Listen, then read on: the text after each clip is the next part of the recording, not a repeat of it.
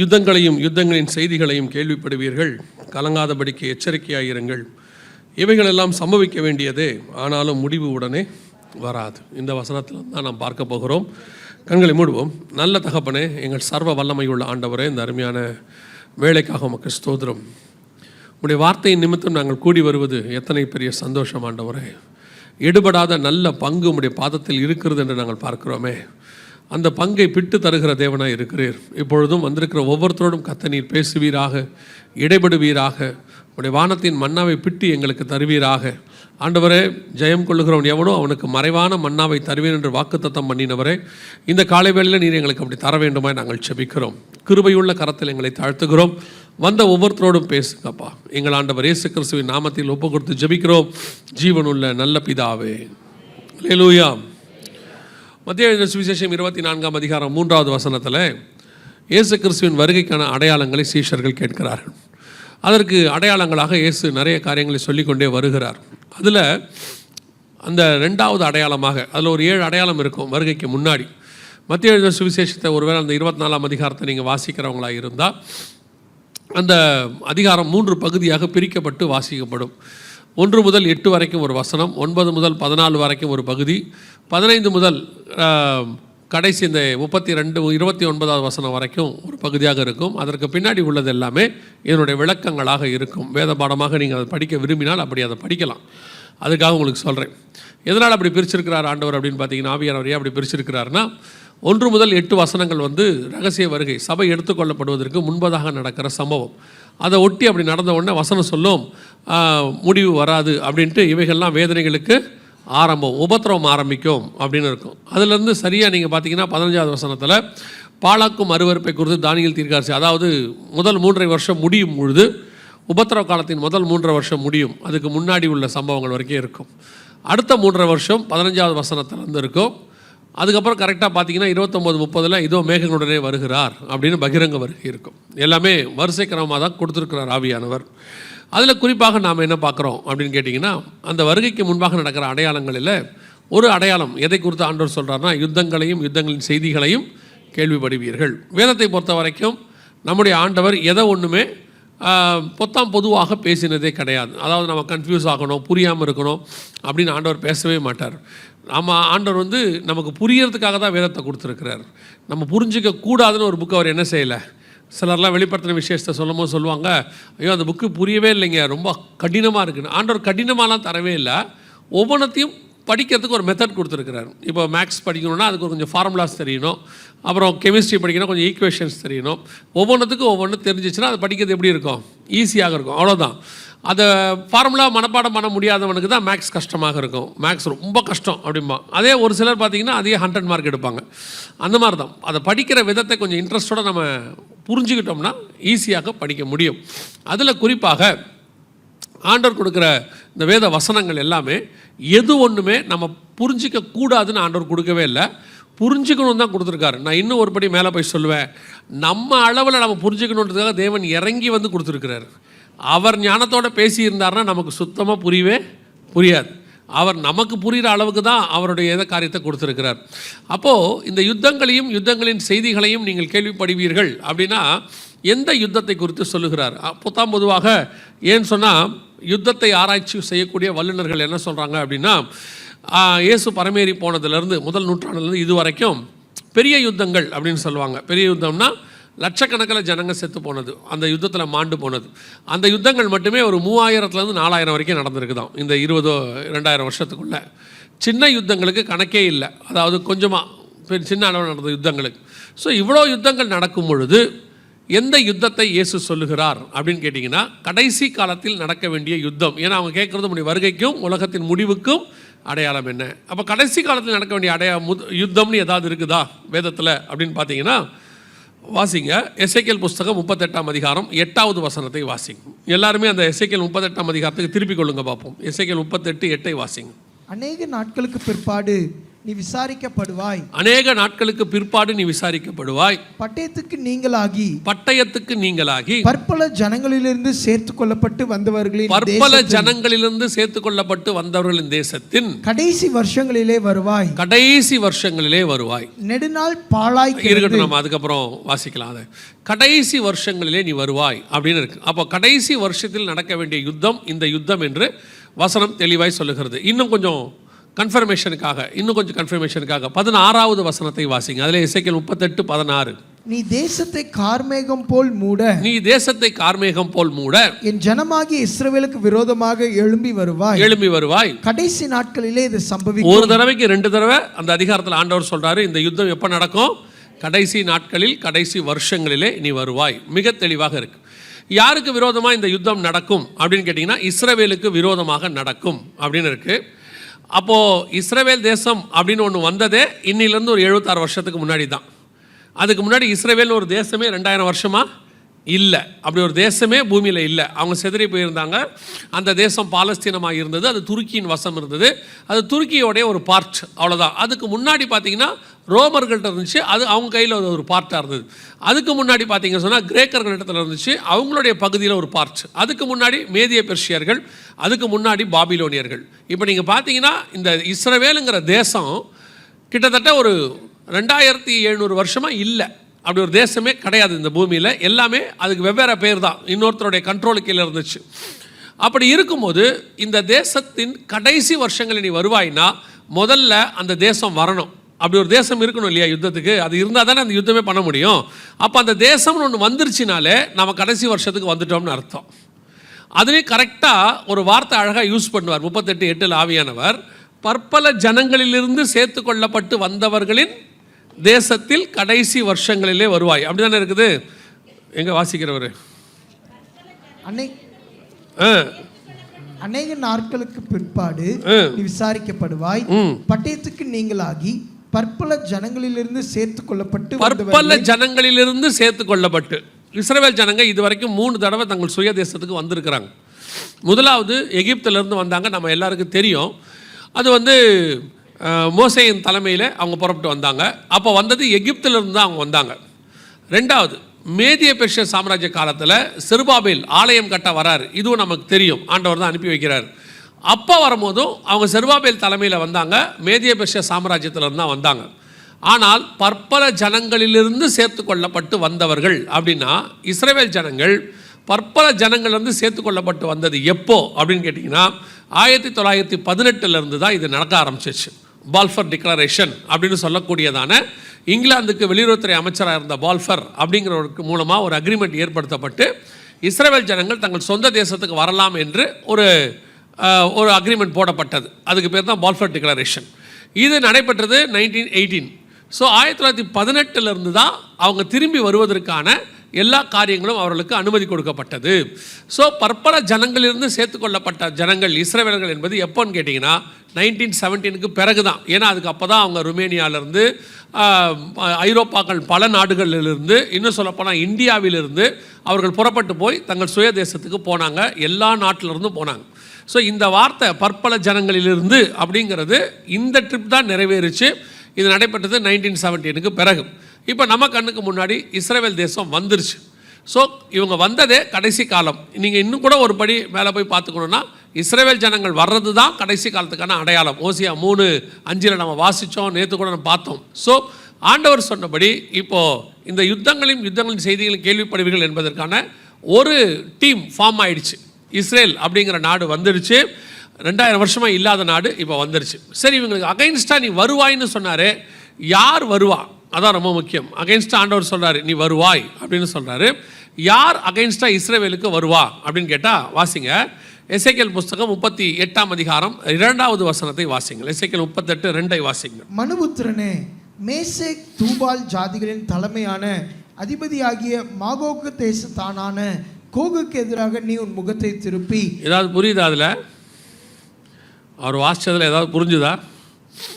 மனுபுத்திரனே, Meshech Tubal ஜாதிகளின் தலைமையான அதிபதியாகிய Magog தேசத்தான் ஆகிய கோகுக்கு எதிராக நீ உன் முகத்தை திருப்பி. படிக்கும்போது எப்படி இருக்கு? அந்நிய பாஷை பேசுகிற மாதிரியே இல்லை? நீங்கள் அது நீங்கள் இதுக்கு முன்னாடி இந்த வசனத்தை படிச்சிருக்கிறீங்களா? நம்ம ஏன் அங்கெல்லாம் போகிறோம்? நம்ம ஏன் எசேக்கியலுக்கு போகிறோம்? நம்ம போய் பார்க்க வேண்டியது ஏசாயாவை தானே. அங்கே தானே வாக்குத்தத்தம் இருக்குது. எசேக்கியல் எங்கே வாக்குத்தத்தம் இருக்குது இல்லையா? அப்போ இதை பார்க்கும்போது நமக்கு யாரை பற்றி சொல்லியிருக்கு, எதை பற்றி சொல்லியிருக்கு அப்படின்னு கேட்டிங்கன்னா, எல்லாமே இப்போ நம்ம கூட இருக்கிற நாடுகள், தற்போதைய நம் கூட இருக்கிற நாடுகளை பற்றி தான் கர்த்தர் என்ன செஞ்சுருக்கிறாரு, பேசியிருக்கிறாரு. சரி, இப்போ இந்த நாடுகள் எது நான் உங்களுக்கு சொன்னேன்னா உடனே நீங்கள் எப்படி சொல்கிறீங்க அப்படின்னு கேட்டுருவீங்க. அதுக்கு முன்னாடி இவங்க எங்கேருந்து வருவாங்கன்னு சொல்கிறாரு. அப்போ அந்த இடத்த பிளேஸை சொல்லிட்டா அப்போ அந்த நாட்டுடைய பேர் தான் இதுன்னு சொல்லும் போது உங்களுக்கு கொஞ்சம் புரிஞ்சிக்கிறதுக்கு ஈஸியாக இருக்கும். எசேக்கியேல் 39:2 வாசிங்க பார்ப்போம். எசேக்கியேல் 39:2. நான் உன்னை திருப்பி உன்னை 6 துறடுகளால் இழுத்து உன்னை வடப்புறங்களிலிருந்து எழுப்பவும் இஸ்ரவேல் மலைகளில் வரவும் பண்ணி. நல்லா கவனிங்க, அங்கே வசனம் என்ன சொல்லுது? உன்னை திருப்பி வடப்புறங்களிலிருந்து எழும்பவும் அப்படின்னு இருக்கு. இஸ்ரவேல் தேசத்தினுடைய வடப்புறத்தில் இருக்கக்கூடியதான ஒரு நாடுகளை குறித்து அங்கே சொல்லப்பட்டிருக்கு. குறிப்பாக தலைமையான அதிபதியாகிய கோகே அப்படின்னு 38:2 இருக்குது. யாரை குறித்து சொல்லப்பட்டிருக்கிறது? வடபுறத்தில் இருக்கிற எந்த தேசம்? மேசேக் தூபால் ஜாதிகளின் தலைமையான அதிபதியாகிய அப்படின்னு இருக்கு. ஏதோ 2 ட்ரைப்ஸை பற்றி பேசுகிறாரு. Meshech Tubal. தூபாலுங்கிறது ஒரு ட்ரைப்னா ஒரு இனம். உங்களுக்கு தெரியும் நினைக்கிறேன். இந்தியாவுடைய வடபுறத்தில் இமாச்சல் பிரதேஷ் இருக்குது, தெரியுமா உங்களுக்கு? அதெல்லாம் உங்களுக்கு எல்கேஜிலே சொல்லி கொடுத்துருப்பாங்க எல்லைகளை பற்றி இல்லை. அந்த தூபால் அப்படின்னு சொல்லக்கூடிய ஒரு இனம் இமாச்சல் பிரதேஷில் இப்பவும் இருக்காங்க. ஒரு சில வருஷங்களுக்கு முன்பாக இமாச்சல் பிரதேஷுக்கு முதலமைச்சராக இருந்த ஒரு பேர் தூபால். தூபாலுங்கிறது அவருடைய பேரே. அங்கே ஒரு இனம் இருக்குது, தூபால் இருக்குது. இது எங்கே இருக்குதுன்னு கேட்டிங்கன்னு சொன்னால், நோவாவுடைய பேர பசங்க இருக்காங்க இல்லையா, சேம் காம் யாபேத் பசங்களுடைய கானான், இவங்களாம் அதில் வரக்கூடிய ஒரு இனம் தான் தூபால். இதெல்லாம் பைபிளில் உள்ள பேர் தான். பட் இவங்கள போய் சொன்னோம்னா பைபிளில் இருக்குன்னு ஒத்துக்கலாம் மாட்டாங்க. இப்போ நீங்கள் இமாச்சல் பிரதேஷ் முதலமைச்சர்கிட்ட போய் அந்த காலத்தில் நீங்கள் இந்த பைபிளில் உள்ள பேர் தான் சொன்னால் ஒத்துக்க மாட்டார்னு வச்சுக்கோங்களேன். ஆனால் பைபிளில் உள்ள பேர் தான் தூபால். அவர் வடபுறத்தில் இருக்குது. அதுவும் பார்த்தீங்கன்னா இமாச்சல் பிரதேஷ் இந்தியாவுக்கு வடக்கு பக்கத்தில் தான் இருக்கும். ஸோ இந்த தூபால் என்கிற மேசேக் தூபால் அப்படிங்கிறதுனான ஒரு இனத்தின் அல்லது எல்லாத்தினுடைய சீஃபாக இருக்கக்கூடிய ஒரு பேர் தமிழில் மாத்திரம் டிரான்ஸ்லேட் ஆயிடுச்சு, விடுபடலை. தலைமையான அதிபதின்னு இருக்கு இல்லையா, தலைமையான அதிபதியாகிய அப்படின்னு இருக்கு இல்லையா, அந்த பேரை டிரான்ஸ்லேட் பண்ணால் அவன் தான் சீஃப் பிரின்ஸ் அப்படின்னு இருக்கும். ஆனால் உண்மையிலேயே அதுக்கு ஒரு பேர் இருக்குது. அந்த பேரை அவங்க டிரான்ஸ்லேட் பண்ணிட்டாங்க. இங்கிலீஷ் வேதாகமத்தை கையில் வச்சுருக்கிறவங்க யாராவது இருக்கீங்களா? என்கேஜேவி வெர்ஷன் வச்சுருக்கீங்களா? ஆங்கில வேதாகமம் வச்சுருக்கிறவங்க யாராவது இருக்கிறீங்களா? நாங்கள் தமிழே கொண்டாட மாட்டோம். என்ஐவி வேண்டாம். என்ஐவியை நம்ம படிக்கவே கூடாது, அதில் நிறைய பிரச்சனைகள் இருக்குது. சரி, என்கேஜேவி இருக்கா? Is anybody have? Yes. வாசிங்க பாப்போம். Son of man, set your face against Gog of the land of Magog, the prince of Rosh. The prince of Rosh. The ரோஷ்ங்கிற வார்த்தை பாருங்களேன், தமிழில் இல்லை. The chief prince of ரோஷ் அப்படின்னு இருக்கும்.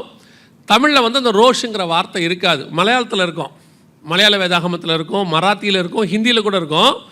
ஆனால் தமிழில் மட்டும் அந்த பர்டிகுலர் வேர்டு ரோஷுங்கிற வேர்டு இருக்காது. அதை அவங்க டிரான்ஸ்லேட் பண்ணிட்டாங்க, அவ்வளோதான். வேர்டு இல்லைன்னு இல்லை. இப்போ இயேசுங்கிற பேரை நம்ம என்ன செஞ்சிடக்கூடாது, யெஷுவாவை டிரான்ஸ்லேட் பண்ணி ரட்சகர்னு போட்டால் இயேசுங்கிற பேர் வராதில்ல, ரட்சகர்னு வந்துடும்ல. அந்த மாதிரி தான் உங்களுக்கு சொல்கிறேன். ஸோ அப்போது அந்த ரோஷுங்கிற வார்த்தை, இந்த ரோஷ் அப்படிங்கிறது மலையாளத்தில் ரோஷே அப்படின்னு இருக்கும், இல்லை ரூஷேன்னு இருக்கும் மலையாளத்தில். மூல பாஷையில் ருஷே அப்படின்னு இருக்கும். ஸோ இந்த வடபுறத்தில் இருக்கக்கூடிய எழும்பி வரக்கூடியதான ஒரு தேசம், அது 2 பகுதிகளுக்கு தலைமையாக இருக்குது, மேசேக் தூபால். இது 2 என்ன, யாரை பற்றி சொல்லப்பட்டிருக்கு? ஃப்ரம் த நார்த்தன் ப்ராவின்ஸ் அப்படின்னு இருக்கும், நார்த்தன் சைடு அப்படின்னு இருக்கும் டிரான்ஸ்லேஷனில். எழும்பி வர வேண்டிய, இஸ்ரவேலுக்கு விரோதமாய் எழும்பி வர வேண்டிய தேசம் எது அப்படின்னு பார்த்தீங்கன்னா, இந்த ருஷே அப்படிங்கிறது ரஷ்யாவை குறிக்கிறதான வார்த்தை. இந்த ரஷ் அப்படிம்பாங்க, ருஷும்பாங்க. ஸோ அந்த ரஷ்யாவுடைய வார்த்தையை தான் அந்த இடத்துல கொடுக்கப்பட்டிருக்கு, வடபுறத்தில் உள்ள தேசம். ரஷ்யா 2 காண்டினென்ட்லையும் இருக்கக்கூடிய ஒரு நாடு. யூரோப்லேயும் இருக்கும், ஏஷியாவிலையும் இருக்கும். யூரோப்பில் பார்த்தீங்கன்னு சொன்னால் மாஸ்கோன்னு ஒன்று இருக்கும், அதான் மேஷாக். அதே மாதிரி ஆசியா பகுதியில் பார்த்தீங்கன்னா டுபால்ஸ்க்குன்னு ஒரு பகுதி இருக்கும். அதான் தூபால், இமயமலைக்கு கொஞ்சம் மேலே போய் ரஷ்யாவோட கான்டாக்ட் பண்ணிங்கன்னா டுபால்ஸ்க்குன்னு இருக்கும். அது ஒரு துறைமுக பட்டணம். இந்த மேசேக் தூபால் இந்த ரெண்டுத்துக்கும் தலைமையான அதிபதியாகிய ரோஷ், இந்த தேசம்தான் கடைசி வருஷங்களில் இஸ்ரவேலுக்கு விரோதமாக என்ன செய்யணும், எழும்பி வரணும் அப்படின்னு வசனம் சொல்லுது. ஆனால் என்ன ஆச்சரியம்னு கேட்டிங்கன்னா, இஸ்ரவேலை பற்றியும் ரஷ்யாவை பற்றியும் இந்த தீர்க்க தரிசனம் எசேக்கியேலில் உரைக்கப்பட்ட காலகட்டத்தில் ரஷ்யாங்கிறதான பெயர் பூமியில் கிடையாது. இஸ்ரவேல் என்கிற தேசம் அப்பொழுது தனி தேசமாக இல்லை, அது அடிமைத்தனத்துக்குள் இருக்கிறது. அது இன்னொரு நாட்டினுடைய ஒரு பகுதியாக இருக்கு. இஸ்ரவேலுங்கிற பெயரே கிடையாது. இந்த ரெண்டு பெயரும் இல்லாத காலத்தில் ஒரு தீர்க்க தரிசனம் உரைக்கப்படுது. இது ரெண்டும் உங்களுக்கு அடையாளமாக இருக்கும். கடைசி வருஷங்களில், கடைசி நாட்களில் பற்பல ஜனங்களிலிருந்து சேர்த்து கொள்ளப்பட்ட இஸ்ரவேலுக்கும் வடபுறத்திலிருந்து எழும்பி வரக்கூடியதான ரஷ்யாவுக்கும் இந்த யுத்தம் நடக்கும் என்று வேதம் சொல்லுது. இத்தனை துல்லியமாக ஒரு தீர்க்க தரிசனத்தை உரைத்த புஸ்தகம் எனக்கு தெரிஞ்சு உலகத்தில் வேறொரு புஸ்தகம் இல்லவே இல்லை. அது பரிசுத்த வேதாகமம் மட்டுமே. அல்லேலூயா. பைபிள் சொல்லுது, இல்லாதவைகளை பெயர் சொல்லி அழைக்கிறதான ஒரு தேவன். ஆண்டவர் அழகாக கோரேஸை பற்றி சொல்லுவார், நான் அபிஷேகம் பண்ணின கோரேஸுக்கு அப்படிம்பாரு. அதில் என்ன ஆச்சரியம்னு கேட்டிங்கன்னா, அவர் சொல்லும் பொழுது கோரேஸ் கிடையாது. அவன் பிறக்கவே இல்லை. அவன் சொல்லும் போது கோரேஸ் என்ன செய்யலை, பிறக்கவே இல்லை. ஆனால் அவன் வருவான், இந்த பேரோட வருவான். அவன் வந்து என் ஆலயத்தை கட்டுவான்னு ஆண்டவர் தெளிவாக சொல்கிறார். நம்ம ஆண்டவர் மாதிரி இத்தனை துல்லியமாய் சொல்லி செய்கிற தேவனே யாருமே கிடையாது. நாம் சின்ன சின்ன விஷயத்துக்கெல்லாம் நடக்குமான்னு கேட்குறோம். அவர் இந்த உலகத்தையே நடத்திக்கிட்டு இருக்கிறாரு. யோசிச்சு பாருங்க, 800 கோடி மக்கள் இருக்கிறாங்களாமா. 800 கோடி மக்களுக்கும் லிங்க் பண்ணி ஒரு பெரிய நெட்வொர்க் நடக்குது. நமக்கு 4 பேர் உள்ள குடும்பத்தை நடத்துறதுக்கே தலை சுற்றிடுது. சில நாட்களில் வீட்டம்மா சொல்லிடுறாங்க, இங்கே இருக்கிறதுக்கு பேசாமல் எங்கேயாவது போய் தொலையலாங்கிறாங்க. கணவர் நினைக்கிறாரு, வீட்டுக்கே போகாமல் எங்கேயாவது இப்படியே இருந்து டீ கடையில் பஜ்ஜி தின்னுக்கிட்டே இருந்தாலே போதும்னு நினைக்கிறார். வீட்டு பக்கமே வரமாட்டார். என்னான்னு கேட்டு பாருங்க, வீட்டுக்கு போனால் ஒரே தொல்லை. 2 பிள்ளைங்க, ஒரு மனைவி இல்லை ஒரு கணவன், இவ்வளோ தான். இந்த 4 பேருக்கு நம்ம படுற பாடு அப்படி ஒரு பாடாக இருக்குது. கொஞ்சம் பேர் பொறுக்க முடியாமல் சாமியாரவே ஆயிட்டான். ஆனால் 800 குடும்பத்தை வச்சு ஆண்டவர், 800 கோடி குடும்பத்தை வச்சு ஆண்டவர் நடத்திக்கிட்டு இருக்கிறார். அவ்வளவு பேரையும் ஒரு நெட்வொர்க் வச்சு, அதனால தான் அவருக்கு பேர் தேவன். அல்லேலூயா. நாம் இப்படி உக்காந்துக்கிட்டு இதில் ஆண்டவரை கேள்வி கேட்குறத, ஆண்டவர் இருக்கிறாரா இல்லையா, ஆண்டவர் இருந்தால் இப்படிலாம் நடக்குமா? நான் எப்பவும் சொல்வேன், ஆண்டவருடைய இந்த ஜைஜாண்டிக் தன்மை ஒன்று இருக்குது, சர்வ வல்லமையுள்ள தேவன். அதை நம்ம இன்னும் முழுசாக பார்க்கவே இல்லை. இன்னும் நம்ம என்ன செய்யலை, முழுசாக பார்க்கல. நம்ம இந்த சூரியனையும் சந்திரனையும் பார்த்துட்டு இதுக்கே பிரமிச்சிட்டோம். அவர் இந்த மாதிரி 200 கோடி வச்சுருக்காரா நட்சத்திரம், காஸ்மஸ் அந்த அளவுக்கு இருக்குதாம்மா. இதையெல்லாம் நம்ம படித்து முடிக்கிறதுக்கே இன்னும் பத்தாது. அதை அவர் உருவாக்கி வச்சிருக்கிறாரு. அதை அவர் ஒரு பேட்டர்ன் போட்டு வச்சிருக்கிறாரு. அதுக்கு ஒரு ஃபார்முலா போட்டு சுத்த விட்டுருக்கிறாரு. டோட்டலாக சுற்றிக்கிட்டு இருக்கேன். இவ்வளோத்தையும் ஆண்டவர் நடத்திக்கிட்டு இருக்கிறாரு. நம்ம தேவனை மாதிரி ஒரு தேவனை உலகத்தில் கிடையவே கிடையாது. அதனால தான் கர்த்தரை சமீபமாய் கொண்ட ஜனம் பாக்கியம் உள்ளது. அல்லேலூயா. நமக்கு இன்னும் நம்ம தேவனுடைய ஃபுல்லான அந்த பிக்சரே நமக்கு தெரியாது. நான் யோசித்து பாருங்க, வானம் அவரது சிங்காசனம், பூமி அவரது பாதப்படி. எவ்வளோ ஜெய்ஜாண்டிக் காட் பாருங்க. அவ்வளோ பெரிய ஆண்டவர் அப்படியே மரியாள் வயிற்றுக்குள்ளே இவ்வளோண்டா வந்து உட்காரணும் இல்லை? அந்த எக்ஸ்ட்ரீமுக்கும் போகிறாரு, இந்த எக்ஸ்ட்ரீமுக்கும் போகிறாரு. டைனாசரையும் படைச்சி பெருசாக்கிட்டாரு. கீழே இறங்கி போய் பார்த்தோம்னா எறும்பை விட சின்ன உயிரினமும் இருக்குது. அதையும் அவர் தான் படைச்சிருக்காரு, அதையும் அவர் தான் படைச்சிருக்காரு. நம்மால் ஒரு ஏஐ டெக்னாலஜியில் ஒன்றை படைச்சி விட்டு இவன் ஆடுற ஆட்டம் இருக்குது பாருங்க. நாங்கள் அதை பண்ணிட்டோம், இதை பண்ணிட்டோம், உலகத்தை ஜெயிச்சிட்டோம். அது கடைசியாக நிலாவுக்கு ஸ்பேஸ் ஷட்டலில் போயிட்டு நிலாவில் இறங்கிட்டு அங்கே போயிட்டு வந்தவர் சொன்னார், அட்லாஸ்ட் கடைசியாக நாங்கள் நிலவுக்கும் வந்து விட்டோம். கடவுள் இல்லை. நிலவுங்கிறது பக்கத்தில் இருக்குது, நம்ம பூமிக்கு பக்கத்தில் இருக்குது. 3,66,000 கிலோமீட்டர் தூரத்தில் இருக்கு. அதை போயிட்டே நம்மால் சொல்லிட்டா கடவுள் இல்லைன்னு. அவர் அதையும் தாண்டி போகிறார். அங்கெல்லாம் இவங்களாம் போகவே முடியாதாம்மா, போகவே முடியாது. அப்படி ஒரு இடம் இருக்கு. அதான் நாம் பரலோகத்துக்கு போன உடனே வசனம் சொல்லுது 7ஆம் அதிகாரத்தில் வெளிப்படுத்த விசேஷத்தில், ஆட்டுக்குட்டியானதாமே அவர் கண்ணீர் யாவையும். ஏன் நம்ம அழுகுறோம் பரலோகத்தில் போய் தெரியுமா? ஏன் தெரியுமா? நம்ம அவரை பற்றி இன்னும் ஒன்றுமே ஒரு 0.1% தான் தெரிஞ்சு வச்சுருக்கிறோம். உள்ளே போய் பார்த்தா பரலோகம் வேறு மாதிரி இருக்கும். அங்கே நம்ம அழுவுறதுக்கு காரணம் என்னென்னா, எனக்கா இது, நானாக உள்ளே வந்திருக்கேன், நான் நினச்ச ஆண்டவருங்கிறது ஏன் அறிவுக்கு எட்டின அளவுக்கு தான் பார்த்துக்கிட்டு இருக்கோம். இன்னும் அந்த நான் இப்பவும் நினைப்பேன், அந்த சர்வ வல்லமை உள்ள அந்த சர்வ வல்லமையை நம்ம இன்னும் என்ன செய்யலை, பார்க்கவே இல்லை. அந்த தேவன் நம்ம அளவுக்கு நமக்கு சொல்லி கொடுத்துட்ருக்கிறாரு. நான் இந்த அதிகாரங்கள்லாம் படிக்க ஒரே ஒன்று எனக்கு தெரிஞ்சுக்கிட்டே இருக்கும். எவ்வளோ பிரமிப்பு பாருங்கள், எவ்வளோ பெரிய காரியங்களை ரொம்ப சர்வசாதாரணமாக 4 லைனில் எழுதி கொடுத்துட்டு போயிட்டார். ரஷ்யா வரும், இஸ்ரேல் வரும், இவங்க பற்பல ஜனங்கள்லேருந்து வருவாங்க, அவன் வடக்கு பக்கத்துலேருந்து வருவான். இது நிறைவேறத்துக்கு 2700 வருஷம் ஆகிருக்குது. 2700 வருஷத்துக்கு முன்னாடி சொல்லியிருக்காரு. அதோட பெரிய ஆச்சரியம் என்னன்னு கேட்டிங்கன்னா, இந்த ரெண்டும் ரஷ்யாவும் இஸ்ரேலும் ஒரே நேரத்தில் திரும்பி உலகத்துக்குள் வந்தாங்க. அதாவது 1917-18 வந்து பால்ஃபர் டிக்ளரேஷன். அதே காலகட்டத்தில் தான் ரஷ்யாவில் வந்து லெனின் அப்படிங்கிற ஒருத்தர் இருந்தார், விளாடிமிர் லெனின் அப்படின்னு. அவர் ரஷ்ய புரட்சி, அக்டோபர் புரட்சிம்பாங்க, அதை ஏற்படுத்தி USSR, union Soviet social republic அப்படிம்பாங்க, அதை ஃபார்ம் பண்ணார். அதுக்கு முன்னாடி அதுக்கு பேர் ஜார் மன்னர்கள் ஆட்சி. ரஷ்யான்னு ஃபார்ம் ஆனதே 1917 தான், பால்ஃபர் டிக்ளரேஷன் 1918 ஸோ ரெண்டும் ஒரே காலகட்டத்தில் பூமிக்குள் வந்தது. ஆனால் இது ரெண்டும் வந்திருக்குதுன்றதுனால நமக்கு என்ன தெரியணும் தெரியுமா? We are in the end time. கடைசி காலத்தில் யுத்தம் செய்ய வேண்டிய 2 முக்கியமான நாடுகளும் வந்து சேர்ந்து விட்டது. நம் கண்களுக்கு முன்பாக கடைசி காலத்தில் இயேசு சொன்ன யுத்தங்களின் செய்திகளையும் கேள்விப்படுவீர்கள் என்கிறதான தீர்க்க தரிசனம் நிறைவேற தொடங்கிருச்சு அப்படின்னு அர்த்தம். இதில் ரஷ்யாவுக்கு ஆதரவாக யார் யாரெல்லாம் இருப்பாங்க அப்படின்னு ஆண்டவர் சொல்லியிருக்கிறாரு. அந்த வசனத்தை வாசிங்க. 38ஆம் அதிகாரம் 5வது வசனம் வாசிங்க. அவர்களோட கூட பெர்சியரும். அவர்களோடு கூட இந்த பெர்ஷியாங்கிறது யாரை குறிக்குது? பெர்ஷியாங்கிறது எதை பற்றி சொல்லப்பட்டிருக்கு அப்படின்னு கேட்டிங்கன்னா, 1984 வரைக்கும் இப்பொழுது இருக்கக்கூடிய ஈரானுக்கு பெயர் தான் பெர்ஷியா. இப்பொழுது இருக்கிற ஈரானுக்கு பேர் தான் பெர்ஷியா. ஷா மன்னர் அப்படின்னு ஒரு மன்னர் இருந்தார். அவர் காலகட்டம் வரைக்கும் 1984 வரைக்கும் அதுக்கு பேர் பெர்ஷியான் தான் இருந்துச்சு. நீங்கள் கூட நிறையா நான் டீட்டெயிலாக படிச்சிருப்பீங்கல்ல, பெர்ஷியன் நைட்ஸ் இந்த மாதிரிலாம் நிறையா படிச்சிருப்பீங்க. நம்ம ஊரில் கூட இந்த பெர்ஷியன் லாட்ஜெலாம் நிறையா இருக்குது. ஊட்டிக்கெலாம் போனீங்கன்னா பெர்ஷியன் லாட்ஜெலாம் பார்க்கலாம். பெர்ஷியான்றது ஒரு ஃபேமஸான ஒரு பெயர். இதை வந்து 1984 அயதுல்லா கோமேனிங்கிறவர் புரட்சி ஏற்படுத்தி அந்த பெர்ஷியாங்கிற பேரை மாற்றி ஈரான்னு வச்சார். இந்த பெர்ஷியாங்கிற பேர் எந்த காலகட்டத்திலேருந்து இருக்குதுன்னு கேட்டிங்கன்னு சொன்னால், மேதிய பெர்ஷிய சாம்ராஜ்ய காலத்திலேருந்து இருக்குது பெர்ஷியன்ஸ். இந்த பெர்ஷியாவுக்கும் இந்தியாவுக்கும் நிறைய தொடர்பு இருக்குது. அது இங்கே சொல்ல முடியாது, அது கதனிஸ்தமாக இன்னொரு நாள் சொல்லலாம்.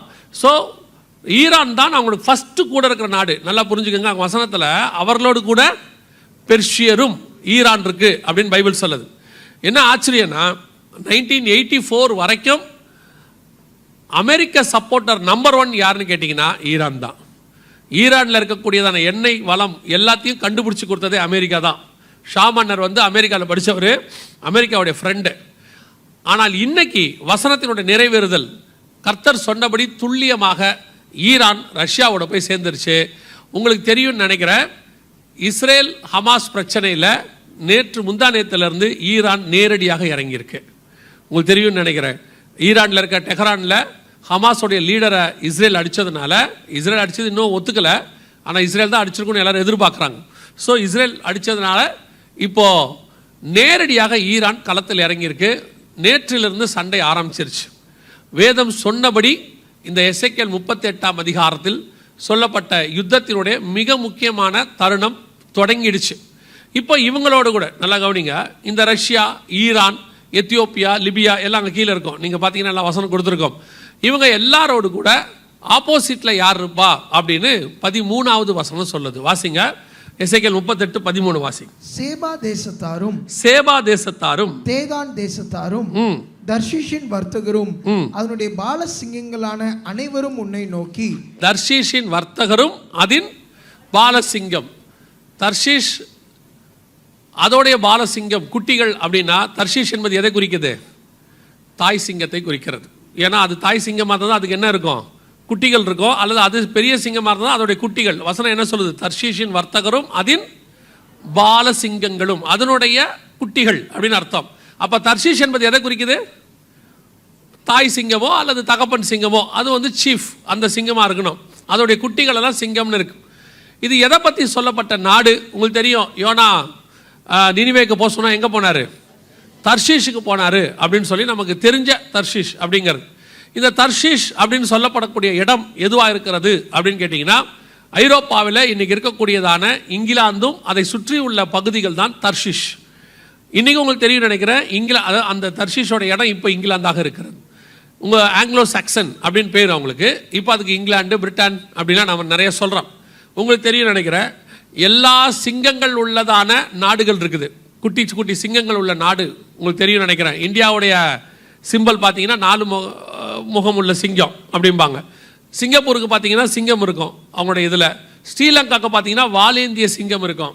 ஏன் நம்மெல்லாம் சிங்கம் வச்சுருக்கிறோம் அப்படின்னு கேட்டிங்கன்னா, நம்ம விடுதலையானது எங்கே யாருக்கிட்டேருந்து அப்படின்னு கேட்டிங்கன்னா இங்கிலாந்துக்கிட்டேருந்து. இங்கிலாந்தோடைய சின்னம் என்னன்னு கேட்டிங்கன்னா சிங்கம். அவங்க தான் மிகப்பெரியதான சிங்கமாக இருந்தாங்க. அவர்கிட்டருந்து அவர்களோடு கூட இருக்கக்கூடியதான அவங்ககிட்டருந்து உருவான நாடுகள் அப்படின்னு அர்த்தம். இவர்கள் எல்லாரும் ஒன்றாக சேர்ந்து இஸ்ரவேலுக்கு ஆதரவாக வரணும். இப்போவும் இந்த வாரில் இப்போ நீங்கள் பார்த்தீங்கன்னு சொன்னால் இங்கிலாந்துடையதான இராணுவ வீரர்கள் புறப்பட்டாங்க. இங்கிலாந்துடைய இராணுவ வீரர்கள் புறப்பட்டு ரஷ்யாவுடைய வார்ஷிப்பு யூகேக்காரங்க ரஷ்யாவுக்கு எதிராக வார்ஷிப் அனுப்பியாச்சு. புறப்பட்டு இப்போது எசேக்கியேல் 38:13 சொன்னபடி இன்றைக்கும் பார்த்தீங்கன்னு சொன்னால் அமெரிக்காவுக்கு ஈக்குவலாக இங்கிலாந்து உதவி செய்து கொண்டிருக்கிறது இஸ்ரவேலுக்கு. ஸோ இப்போது சொன்னபடி 2 டீம் ஃபார்ம் ஆயிடுச்சு. மிக முக்கியமான 2 டீம் ஃபார்ம் ஆயிடுச்சு. இந்த டீம் தான் 3ஆம் உலக யுத்தத்திற்கு மிக முக்கியமான அஸ்திவாரமாக இருக்குது. இவங்க யுத்தத்தை ஆரம்பித்து விட்டார்கள். அதான் ரொம்ப முக்கியம். நிறைய பேர் இனி 3ஆம் உலக யுத்தம் வரப்போகுதுன்னு சொல்லிகிட்டே இருந்தாங்க. நாங்கள் அக்டோபர் 7 சொன்னோம் இது 3ஆம் உலக யுத்தத்தை நோக்கி தான் போக போகுது அப்படின்னு சொல்லி. இப்போ ரீசெண்டாக 1 வாரத்துக்கு முன்னாடி பல சேனல்கள் என்ன சொல்ல ஆரம்பிச்சிருக்காங்கன்னா, நாம் 3ஆம் உலக யுத்தத்துக்குள் இருக்கிறோமா, யுத்தம் ஆரம்பித்து விட்டதா அப்படின்லாம் சொல்லி கேட்க ஆரம்பிச்சிட்டாங்க. நல்லா தெரிஞ்சுக்கொள்ளுங்க, நாம் வேதத்தில் சொன்ன மிக முக்கியமான யுத்த காலத்துக்குள் நுழைஞ்சிருக்கிறோம். ஆண்டவர் சொன்ன யுத்தங்களின் செய்திகளையும் கேள்விப்படுவீர்கள் என்கிற இடத்துக்கு நம்ம என்ன செஞ்சாச்சு, வந்தாச்சு. இதை கொஞ்சம் ஹிஸ்ட்ரி மாதிரி இருந்தாலும் இந்த தீர்க்க தரிசனத்தை நீங்கள் தெரிஞ்சுக்கணும். ஏன்னா கரண்ட்டாக இப்போ இது போயிட்டு இருக்கு. ஸ்டில் நம்ம இதில் நடுவில் இருக்கிறோம். இப்போ நம்ம கண்ணுக்கு முன்னாடி போயிட்டு இருக்குது. 2 டீமும் ஃபார்ம் ஆயிடுச்சு. இந்த 2 டீமும் வந்து முதல்ல ரஷ்யாவும் இஸ்ரேலும் வந்துச்சு. இப்போ அவங்களோட ஃபார்ம் ஆக வேண்டிய டீமும் ஃபார்ம் ஆயிடுச்சு. இப்போ இவங்க ஏன் இந்த சண்டையை போட போகிறாங்கன்னு சொல்லி கிட்டத்தட்ட நம்முடைய ஆண்டவர் 2700 வருஷத்துக்கு முன்னாடி காரணங்கள் சொல்கிறார். அதில் 2 முக்கியமான காரணம் இருக்குது. வாசிங்க, எசேக்கியேல் 38:13 வாசிங்க. எசேக்கியேல் 38:13. சேபா தேசத்தாரும் தேதான் தேசத்தாரும் தர்ஷீஷின் வர்த்தகரும் அதனுடைய பாலசிங்கங்களான அனைவரும் உன்னை நோக்கி, ரஷ்யாவை நோக்கி, உன்னை நோக்கி, நீ கொள்ளையிட அல்லவோ வந்திருக்கிறாய் என்றும் நீ சூறையாடி வெள்ளியையும் பொன்னையும் ஆஸ்தியையும் எடுத்துக்கொள்ளுகிறதற்கும் ஆடுகளையும் மாடுகளையும் பிடிக்கிறதற்கும் மிகவும் கொள்ளையிடுகிறதற்கும் அல்லவோ உன்னுடைய கூட்டத்தை கூட்டினாய் என்றும் சொல்லுவார்கள். நல்லா தெரிஞ்சுக்கொள்ளுங்க, ரஷ்யா எதற்காக ரஷ்யா டீம் உன் கூட்டத்தை கூட்டினாய், எதற்காக கூட்டினாய் அப்படின்னு சொன்னால் கொள்ளையிட அல்லவோ கூட்டினாய் அப்படின்னு இருக்கு. இஸ்ரவேலுங்கிறது இந்த மேப்பில் பாருங்களேன். இந்த இஸ்ரவேல் எவ்வளோ உங்கள் கண்ணுக்கு தெரியுதான்னு மட்டும் பாருங்கள். இந்த மேப்பில் பார்த்தீங்கன்னா இஸ்ரவேல் உங்கள் கண்ணுக்கு தெரியுமான்னு பாருங்கள். ஆனால் மேலே மஞ்சள் கலரில் இருக்கிறது அத்தனையுமே ரஷ்யா.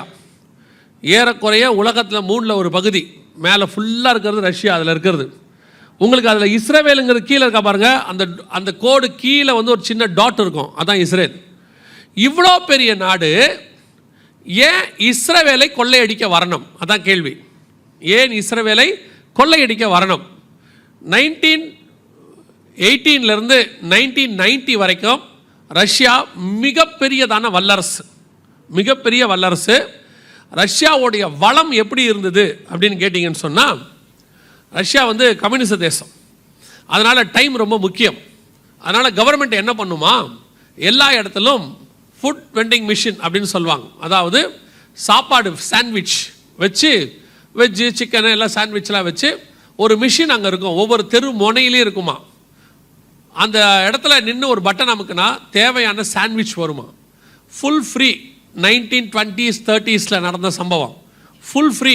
காரணம், ஜனங்க வேலைக்கு போகும்போது சமைக்கிறதுக்கு லேட் ஆகக்கூடாதுன்னு அரசாங்கம் இந்த ஏற்பாடை பண்ணிருந்துச்சு. ஆனால் அதில் என்ன பெரிய விஷயம்னா, ரஷ்யன்ஸ் ஜனங்க என்ன பண்ணுவாங்களாம், அதை ரோட்லேருந்து எடுத்து சாப்பிட்றதுக்கு அவமானமாக கருதுனாங்களாம். அரசாங்கம் கொடுக்குற இலவசமாக கொடுக்குறத அதை போய் வாங்கிறது நமக்கு என்னது அவமானம், நம்ம காசு கொடுத்தா நம்ம வாங்கணுன்ட்டு அதை எடுக்கவே மாட்டாங்களாம். 2 நாள் கழிச்சு அதை, ஏன்னா அது எக்ஸ்பைரி 2 நாள் ஆகிடும், 2 நாள் கழிச்சு வந்து பார்த்தா அந்த சாண்ட்விச் அப்படியே இருக்குமா, எடுத்து குப்பையில் கொட்டிட்டு புது சாண்ட்விச் வச்சுட்டு போகுமா கவர்மெண்ட். அந்த அளவுக்கு வளமிக்க நாடு தான் ரஷ்யா. அவ்வளோ தூரம் அவங்க வந்து இருந்தாங்க. ஆனால் 1990 மிகல் கார்பச்சேவ் அப்படின்னு சொல்லி ஒரு பிரசிடென்ட் அங்கே வந்தார். அவர் வந்து ஃபெரஸ்டோரிக்கா அப்படின்னு சொல்லி ஒரு சட்டத்தை கொண்டு வந்தார். வேற ஒன்றும் இல்லை, கம்யூனிசத்தை உடைச்சு மாறின உடனே ரஷ்யா துண்டு துண்டாக போச்சு. யுஎஸ்எஸ்ஆர் இல்லை, ரஷ்யான்னு ஆயிடுச்சு. அதுலேருந்து நிறையா நீங்கள் பார்ப்பீங்க, தஜகிஸ்தான், உஸ்பெகிஸ்தான், இந்த இஸ்தான்லாம் வருது இல்லை, எல்லாம் அவங்ககிட்டருந்து வந்தவங்க தான். உக்ரைன் இவங்கெல்லாம் அங்கேருந்து வந்தவங்க. ஸோ எல்லாம் பிரிஞ்சு போச்சு. ரஷ்யாவுடைய வளமும் போயிடுச்சு. 1990s இந்த 2024க்குள்ள ரஷ்யாவுடைய நிலைமை மிக மோசமான நிலைமை. அதில் குறிப்பாக ஒரு 2010 அந்த காலகட்டத்தில் நீங்கள் பார்த்தீங்கன்னா ரஷ்யாவுடைய நிலைமை என்னென்னா, ரஷ்ய இராணுவ வீரர்களுக்கு சாப்பாட்டுக்கு வழி இல்லை, அரசாங்கத்தால் கொடுக்க முடியாமல் ஒரு லோஃப் பிரெட்டுன்னு சொல்லுவாங்க, ஒரு பிரெட்டு வாங்குறதுக்கு துப்பாக்கிகளை எடை போட்டு இராணுவ வீரர்கள் வாங்கி சாப்பிட்ட காலம் வந்துடுச்சு. அந்த அளவுக்கு தருத்திரம். அட் த சேம் டைம் இந்த பக்கம் இஸ்ரேவேலை பாருங்கள். 1948 அவங்க நாடு ஃபார்ம் ஆகும்போது 1/3 பங்கு பாலைவனம், அவங்கக்கிட்ட வளமே கிடையாது, ஜனங்க எல்லாம் உழைச்சாங்க. இன்னைக்கு உலகத்தின் பொருளாதாரத்தில் முதல் 10 நாடுகளுக்குள் இஸ்ரேல் இருக்கிறது. மிகப்பெரிய ஆசீர்வாதமான தேசமாக இஸ்ரேல் இருக்கு. பாலைவனம் எல்லாவற்றையும் கர்த்தர் சொன்னபடி ஆசீர்வதித்து வறண்ட நிலம் வயல்வெளியாய் மாறிவிட்டது. இன்னைக்கு உலகத்துக்கு டெக்னாலஜியாக இருக்கட்டும், அல்லது மருந்துக்காக இருக்கட்டும், அல்லது நீங்கள் சொல்லக்கூடிய எந்த ஒரு காரியமாக இருக்கட்டும், இஸ்ரேல் பங்களிப்பு இல்லாமல் ஒன்றை செய்ய முடியாது என்கிற இடத்தில் இஸ்ரேல் இருக்கிறது இன்னைக்கு. அல்லேலூயா. அந்த அளவுக்கு இஸ்ரேல் வளர்ந்துருச்சு. இஸ்ரேல் 1948 விடுதலை, நாம் 1947 விடுதலை. அவங்களும் நம்மளையும் கம்பேர் பண்ணி மட்டும் பார்த்துறாதீங்க ஒரு நாளும், சரியா? நீங்கள் உடனே அப்படி பார்த்துருவீங்க, ஓ இஸ்ரேலுக்கும் இந்தியாவுக்கும், நீங்கள் அங்கே போயிடக்கூடாது. நம்ம இந்த பக்கம் இஸ்ரேலை மட்டும்தான் பார்க்கணும். 1948 அவங்க விடுதலை ஆனாங்க. ஆகி இந்த 76 வருஷத்துக்குள்ளே பார்த்தீங்கன்னா நாம் அவங்கக்கிட்ட இருந்து தான் டெக்னாலஜி வாங்குகிறோம். அமெரிக்காவே வாங்குது அவங்க டெக்னாலஜியை. கர்த்தர் யூதனை பற்றி அப்படி தான் சொல்லி வச்சிருக்காரு, உலகத்துக்கு அவன் ஆசீர்வாதமாக இருப்பான். அவன் இன்றைக்கும் உலகத்துக்கு என்னவா இருக்கிறான்? ஆசீர்வாதமாக தான் இருக்கான். ஆனால் நீங்களும் நானும் ஆவிக்குரிய யூதர்கள், நீங்கள் அந்த ஆசீர்வாதத்தை பார்க்கக்கூடாது, நாம் வானத்துக்குரிய ஆசீர்வாதத்துக்குரியவர்களாக இருக்கிறோம். அல்லேலூயா. எவ்வளோ பெரிய யூதனா ஞானம் உள்ளவனாக இருக்கட்டும், ஒரே ஒரு விஷயத்தை மிஸ் பண்ணிட்டான் பாருங்க. இவ்வளோ இருக்குல்ல, ஒன்னே ஒன்று விட்டுவிட்டான், தன்னிடத்தில் வந்த தேவனை, மேசியாவை தேவன் என்று தெரிந்து கொள்ளாமல் விட்டுட்டான். அவ்வளோதான். எவ்வளோ இருந்து என்ன பிரயோஜனம் சொல்லுங்க? ஆனால் நீங்களும் நானும் அவன் அளவுக்கு உலக பிரகாரமாக ஆசீர்வாதமாக இல்லாமல் இருக்கலாம். ஆனால் ஒன்னே ஒன்று தெரிஞ்சு கொண்டோம், இயேசு கிறிஸ்துவை தேவன் என்று நாம் தெரிந்து கொண்டோம். அல்லேலூயா. அதுதான் ஞானவான்களை பைத்தியமாக்கும்படி கர்த்தர் பைத்தியமானவைகளை தெரிந்து கொண்டார். நம்ம இப்போ போட்டி எப்படி போடுறாங்க நம்ம ஆட்கள்னா, இந்த இஸ்ரேலுக்கெல்லாம் போய் பார்த்துட்டு வராங்க. பார்த்துட்டு வந்தோடனே நம்மளும் யூதர்களை மாதிரி மாறணும்னு. வேண்டாம், நம்ம யூதனை மாதிரி மாற வேண்டாம், நம்ம இயேசு மாதிரி மாறினா போதும். ரோமர் 8:29 அதான் சொல்லுது, குமாரனின் சாயலுக்கு ஒப்பா இருக்கும்படி அழைத்தார். நம்ம யூத சாயலுக்கு மாற வேண்டாம், இஸ்ரவேல் சாயலுக்கு மாற வேண்டாம். நம்ம ஆட்கள்லேயே கொஞ்சம் பேருக்கு இஸ்ரவேல், நான் இஸ்ரவேலில் போய் ஹீப்ரூ படித்தேன், க்ரீக் படித்தேன்னா அவங்க கொஞ்சம் பெருமையாக நினச்சிக்கிறாங்க. அது படிக்கிறது ஒன்றும் பெருமை இல்லை, அது ஒரு நாலேஜ், இன்னொரு லாங்குவேஜை கற்றுக்கிட்டாங்க. ஆனால் நீங்களும் நானும் தேவனை தெரிஞ்சுக்கிட்ட பாருங்க, அதில் தான் முக்கியமான விஷயமே இருக்குது. இன்னைக்கு யூதர்களுக்கால் தெரிந்து கொள்ள முடியாதது, அவர்களுக்கு மறைக்கப்பட்ட சத்தியம், அவர்களுக்கு மறைக்கப்பட்ட வெளிச்சம் உங்களுக்கும் எனக்கும் கர்த்தர் கண்டிருக்கிறார். இருளில் இருக்கிற ஜனங்கள் பெரிய வெளிச்சத்தை கண்டார்கள். அல்லேலூயா. அது ஒரு பெரிய ஆசீர்வாதம். ஸோ இன்னைக்கு யூதர்கள் உலக பிரகாரமாக ஆசீர்வாதமாக இருக்கிறாங்க. இப்போ கூட ரீசெண்டாக ஒரு 4 வருஷத்துக்கு முன்னாடி, நான் சொல்கிறது ஒரு 2021-22 அவருடைய கடல் பகுதியில் மிகப்பெரியதான கேஸ் கண்டுபிடிச்சாங்க, நேச்சுரல் கேஸ். அதை எடுத்து தான் இப்போ அவங்க நிறைய சப்ளை பண்ணிகிட்டு இருக்கிறாங்க, வளமிக்கவர்களாக மாறிக்கிட்டு இருக்கிறாங்க. ஸோ அவர்களை கொள்ளையடிப்பதற்கான முகாந்திரம், ஒரு பக்கம் ரஷ்யா குறைவாக போயிட்டுருக்கு, இன்னொரு பக்கம் இஸ்ரேல் ஆசீர்வாதமாக மாறிடுச்சு. இதுதான் ஒரு காரணமாக சொல்லப்படுது. ஆனால் மெயின் காரணம் அது அல்ல, வேறொரு காரியம் அதற்குள்ளே புதைந்திருக்கிறது. என்ன மெயின் காரணம்? வாசிங்க, எசேக்கியேல் 38:8 திருப்பி வாசிங்க பார்ப்போம். அநேக நாட்களுக்கு பிற்பாடு நீ விசாரிக்கப்படுவாய், பட்டயத்துக்கு நீங்களாகி பற்பல ஜனங்களிலிருந்து சேர்த்து கொள்ளப்பட்டு வந்தவர்களின் தேசத்தில் கடைசி வருஷங்களிலே வருவாய். நெடுநாள் பாழாய் கிடந்து பிற்பாடு ஜாதிகளிலிருந்து கொண்டு வரப்பட்டவர்கள் எல்லாரும் சுகத்தோடு குடியிருக்கும் இஸ்ரவேலின் மலைகளுக்கு விரோதமாய் வருவாய். இஸ்ரவேலின் மலைகளுக்கு விரோதமாய் வருவாய். அவர்கள் எல்லாரும் அஞ்சாமல் குடியிருக்கும் போது இஸ்ரவேல் மலைகளுக்கு விரோதமாய் வருவாய் அப்படின்னு. இஸ்ரவேல் பர்வதங்கள் நிறைந்ததான ஒரு தேசம். ஏன்னா ஆண்டவர் சொல்கிறாரு, எருசலேமை சுற்றிலும் பர்வதங்கள் இருக்குமா போல இது முதல் கொண்டு உன் தேவனாகிய கர்த்தர் உன்னை சுற்றிலும் இருப்பார் அப்படின்னு வசனத்தில் இருக்குது. இஸ்ரவேலை சுற்றி நிறைய மலைகள் இருக்குது, நம்ம எல்லாருக்கும் தெரிஞ்ச விஷயந்தான். இதில் 2 முக்கியமான மலைகளுக்கு விரோதமாகத்தான் இப்போ யுத்தம் ஆரம்பிச்சிருக்கு. இந்த யுத்தம் ஆரம்பித்ததே முதல்ல எந்த மலை அப்படின்னு கேட்டிங்கன்னா டெம்பிள் மவுண்ட் என்று சொல்லக்கூடியதான, நீங்கள் இப்போ இஸ்ரவேலில் எருசலேமில் பார்க்கக்கூடியதான, இஸ்ரவேல்னு பார்த்தாலே ஒரு எருசலேமின்னு போட்ட உடனே உங்களுக்கு பார்த்தீங்கன்னா ஒரு கோல்டன் கலரில் இருக்க மாஸ்க் இருக்கக்கூடியதான ஒரு சிட்டி தெரியும். எல்லோரும் நம்ம வீடுகளில் கூட அதை வச்சுருக்கிறோம். நிறைய பேர் வச்சுருப்பாங்க, நான் இல்லை, நிறைய பேர் வச்சுருப்பாங்க. அந்த ஒரு சிட்டியை ஒன்று வச்சுருப்பாங்க. என்னன்னு கேட்டால் எருசலேமை ஆண்டவர் ஒலிவமலையிலேருந்து பார்த்த அந்த இடத்த அவங்க மென்ஷன் பண்ணி வச்சுருப்பாங்க. ஸோ அந்த மிக முக்கியமான அந்த மாஸ்க் இருக்கிற இடம் எங்கன்னு கேட்டிங்கன்னா டெம்பிள் மவுண்ட் அப்படிங்கிற இடத்துல தான் இருக்குது. இந்த டெம்பிள் மவுண்ட்டுக்கான சண்டை தான் இப்பொழுது ஆரம்பிச்சிருக்குது.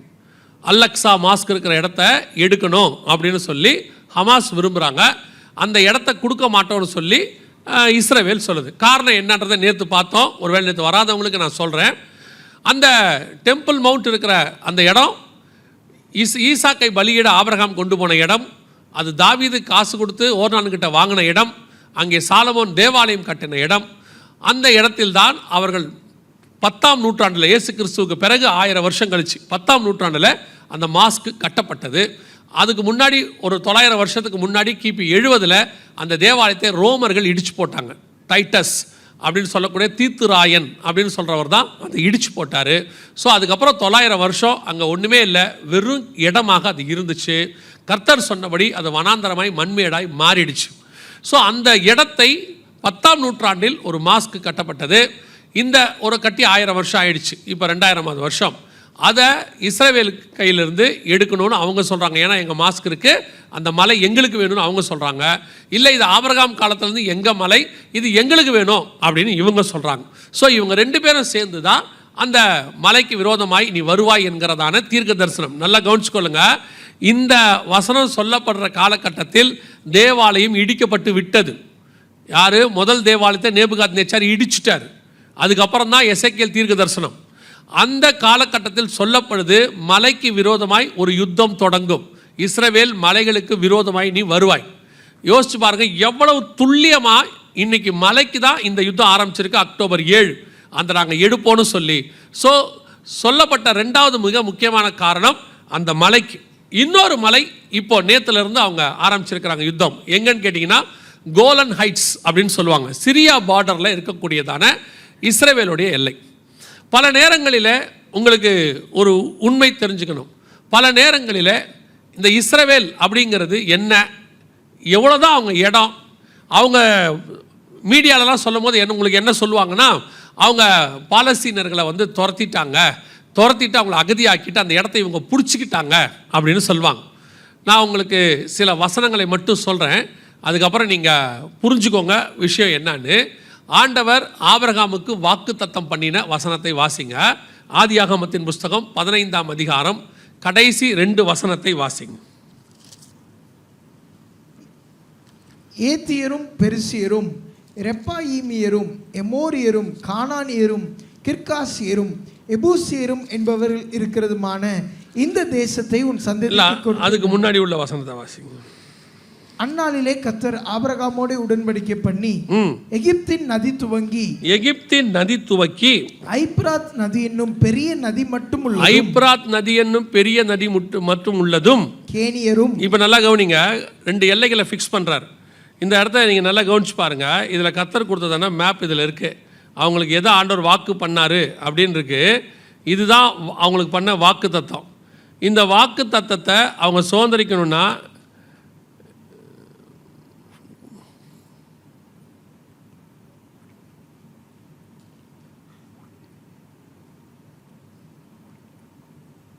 இதுதான் கர்த்தர் பண்ண வாக்கு தத்தம். யாருக்கு? ஆபிரகாமுக்கு. இந்த இடத்த நீங்கள் நல்லா கவனிச்சு பாருங்கள். எங்கேருந்து எங்கே வரைக்கும் இருக்குன்னு பாருங்கள். அதாவது இந்த பக்கம் நைல் நதி, எகிப்தின் நதி துவக்கி, அந்த பக்கம் ஐப்ராத்னா ஈராக்குடைய ஒரு பகுதி. ஈராக் வந்து 2 நதிகளுக்கு உட்பட்ட இடம், மெசபொட்டோமியா அப்படின்னு சொல்லுவாங்க, யூப்ரட்டிஸ் அண்ட் டைக்ரிஸ். இந்த 2த்துக்கும் நடுவில் உள்ள இடம் தான் ஈராக். ஆபிரகாம் எங்கேருந்து புறப்பட்டு வந்தாருன்னு அப்போஸ்தலர் நடவடிக்கைகள் 7ஆம் அதிகாரம் 2ஆம் வசனம் சொல்லும். அவர் எங்கேருந்து புறப்பட்டு வந்தாராம் இருக்கா? பிதாக்களே கேளுங்கள், நம்முடைய ஆதி தகப்பனாகிய ஆபிரகாம் காரானூரில் குடியிருக்கும் முன்னமே மெசபொத்தோமியா நாட்டில் இருக்கும் போதே, மெசபொத்தோமியானா என்னன்னா 2 நதிகளுக்கு உட்பட்ட இடம், ஈராக்ல இருக்கும்போது அப்படின்னு பைபிள் சொல்லுது. இப்போ என்ன ஆச்சரியன்னு கேட்டிங்கன்னா, அவரை கானானுக்கு வர சொல்லிட்டார் ஆண்டவர். கானானுக்கு வந்துட்டார். கானானில் இருக்கும்போது தான் 15ஆம் அதிகாரத்தில் ஆண்டவர் சொல்கிறாரு, உன் எல்லையை நான் ஃபிக்ஸ் பண்ணுறேன், இதான் உனக்கும் உன் சந்ததிக்குமான எல்லைன்னு சொல்கிறார். ஆனால் எல்லையை ஃபிக்ஸ் பண்ணும்போது எங்கேருந்து ஃபிக்ஸ் பண்ணுறாருன்னா, யூப்ரட்டிஸ்லேருந்து நைல் நதி வரைக்கும் ஃபிக்ஸ் பண்ணுறாரு. கானானுங்கிறது இஸ்ரேல் பகுதி மட்டும்தான் கானான். இது ஏன் இவர் யூப்ரட்டிஸ்லேருந்து ஃபிக்ஸ் பண்ணுறாரு அப்படிங்கிறதுக்கு பின்னாடி ஒரு மிக முக்கியமான ஆவிக்குரிய சத்தியம் இருக்குது. நல்லா கவனிங்க. ஆண்டவர் சொன்ன பேச்சை கேட்டு அவர் கானானுக்கு வந்துட்டார். இப்போ கானானில் இருக்கும்போது ஆண்டவர் என்ன சொல்கிறாரு, நீ எழுந்து தேசத்தின் நீளம் அகலம் எந்த மட்டோ, அப்படி தானே இருக்குது 15ஆம் அதிகாரத்தில் ஆதியாகமத்தின் புஸ்தகத்தில். நீங்கள் வாசித்த வசனத்துக்கு முந்தின வசனம் வாசிங்க. லோத்து ஆபிரகாமை விட்டு பிரிந்த பின்பு கர்த்தர் ஆபிரகாமை நோக்கி, இருக்கா 13ஆம் அதிகாரமா? ஆதியாகமத்தின் புஸ்தகம் 13ஆம் அதிகாரம். லோத்து 13:14 வாசிங்க. லோத்து ஆபிராமை விட்டு பிரிந்த பின்பு கர்த்தர் ஆபிராமை நோக்கி, உன் கண்களை ஏறெடுத்து நீ இருக்கிற இடத்திலிருந்து வடக்கேயும் தெற்கேயும் கிழக்கேயும் மேற்கேயும் நோக்கே பார். நீ பார்க்கிற இந்த பூமி முழுவதையும் நான் உனக்கும் உன் சந்ததிக்கும் என்றைக்கும் இருக்கும்படி கொடுத்து உன் சந்ததியை பூமியின் தூளை போல பெருக பண்ணுவேன். ஒருவன் பூமியின் தூளை எண்ண கூடுமானால் உன் சந்ததியும் எண்ணப்படும். நீ எழுந்து தேசத்தின் நீளமும் அகலமும் அம்மட்டும் நடந்து திரி, உனக்கு அதை தருவேன் என்றார். எவ்வளவு அழகா சொல்றாரு பாருங்க. நீ எவ்வளவு தூரம் நடக்கிறியோ அவ்வளவு தூரம் நான் உனக்கு தந்துடுறேன். இப்போ ஆபிரகாம் எழுந்து போய் கூடாரம் போட்டாருன்னு இருக்கு. இப்போ இஸ்ரவேல் கானானுக்குள்ள நீ எவ்வளோ நடக்கிறியோ அவ்வளோ உனக்கு சொந்தம்னு ஆண்டவர் சொல்லிட்டார். இவரும் நடந்துட்டார், கூடாரத்தை போட்டார். இப்போ வந்திருக்கணும். ஆனால் 15ஆம் அதிகாரத்தில் எல்லையை சொல்லும் பொழுது ஆபிரகாம் உன்னுடைய எல்லை எதுன்னு கேட்டினா யூப்ரட்டிஸ்லேருந்து வச்சுக்கோன்றார். இல்லை, நீங்கள் கானானில் தானே நடக்க சொன்னீங்க, நீங்கள் சொன்ன மாதிரியே கானானுக்கு வந்துட்டேன், கானானில் நடக்க சொன்னீங்க, எனக்கு ஏன் இப்போ நீங்கள் யூப்ரட்டிஸ் கொடுக்குறீங்க அப்படின்னா, உன் பார்வையில் கானான் தான் வாக்கு தத்தம். ஆனால் என் பார்வையில் எப்போ என் வார்த்தைக்கு கீழ்ப்படிஞ்சு நீ முதல் ஸ்டெப்பு எடுத்து வச்சியோ அந்த இடத்துலேருந்தே உனக்கு தான் நான் கொடுத்துட்டேன், மொத்தத்தையும் எடுத்துக்கொண்டார். எப்பவுமே கர்த்தருடைய ஆசீர்வாதம் நம்ம கணக்கின்படி அல்ல, அவர் கணக்கின்படி பெருசு. அவருடைய கை ரொம்ப பெருசு. அவன் வந்த இஸ்ரவேல் தேசத்தை தான் அவன் நினைச்சான், கானான் தான் நமக்குன்னு. அவர் சொல்றார், இல்ல நீ எதை எடுத்துக்கோ, நீ ஃபர்ஸ்ட் என் பேச்சை கேட்டு புரட்ட பாருவான் வீட்டில இருந்து, அதுல இருந்து மொத்தமும் உனக்கு தான் சொந்தம்ட்டார். இந்த பக்கம் இவர் ஒரு நாள் பஞ்சம் வந்துடுச்சுன்னு தெரியாதனமா எகிப்துக்கு போயிட்டார்.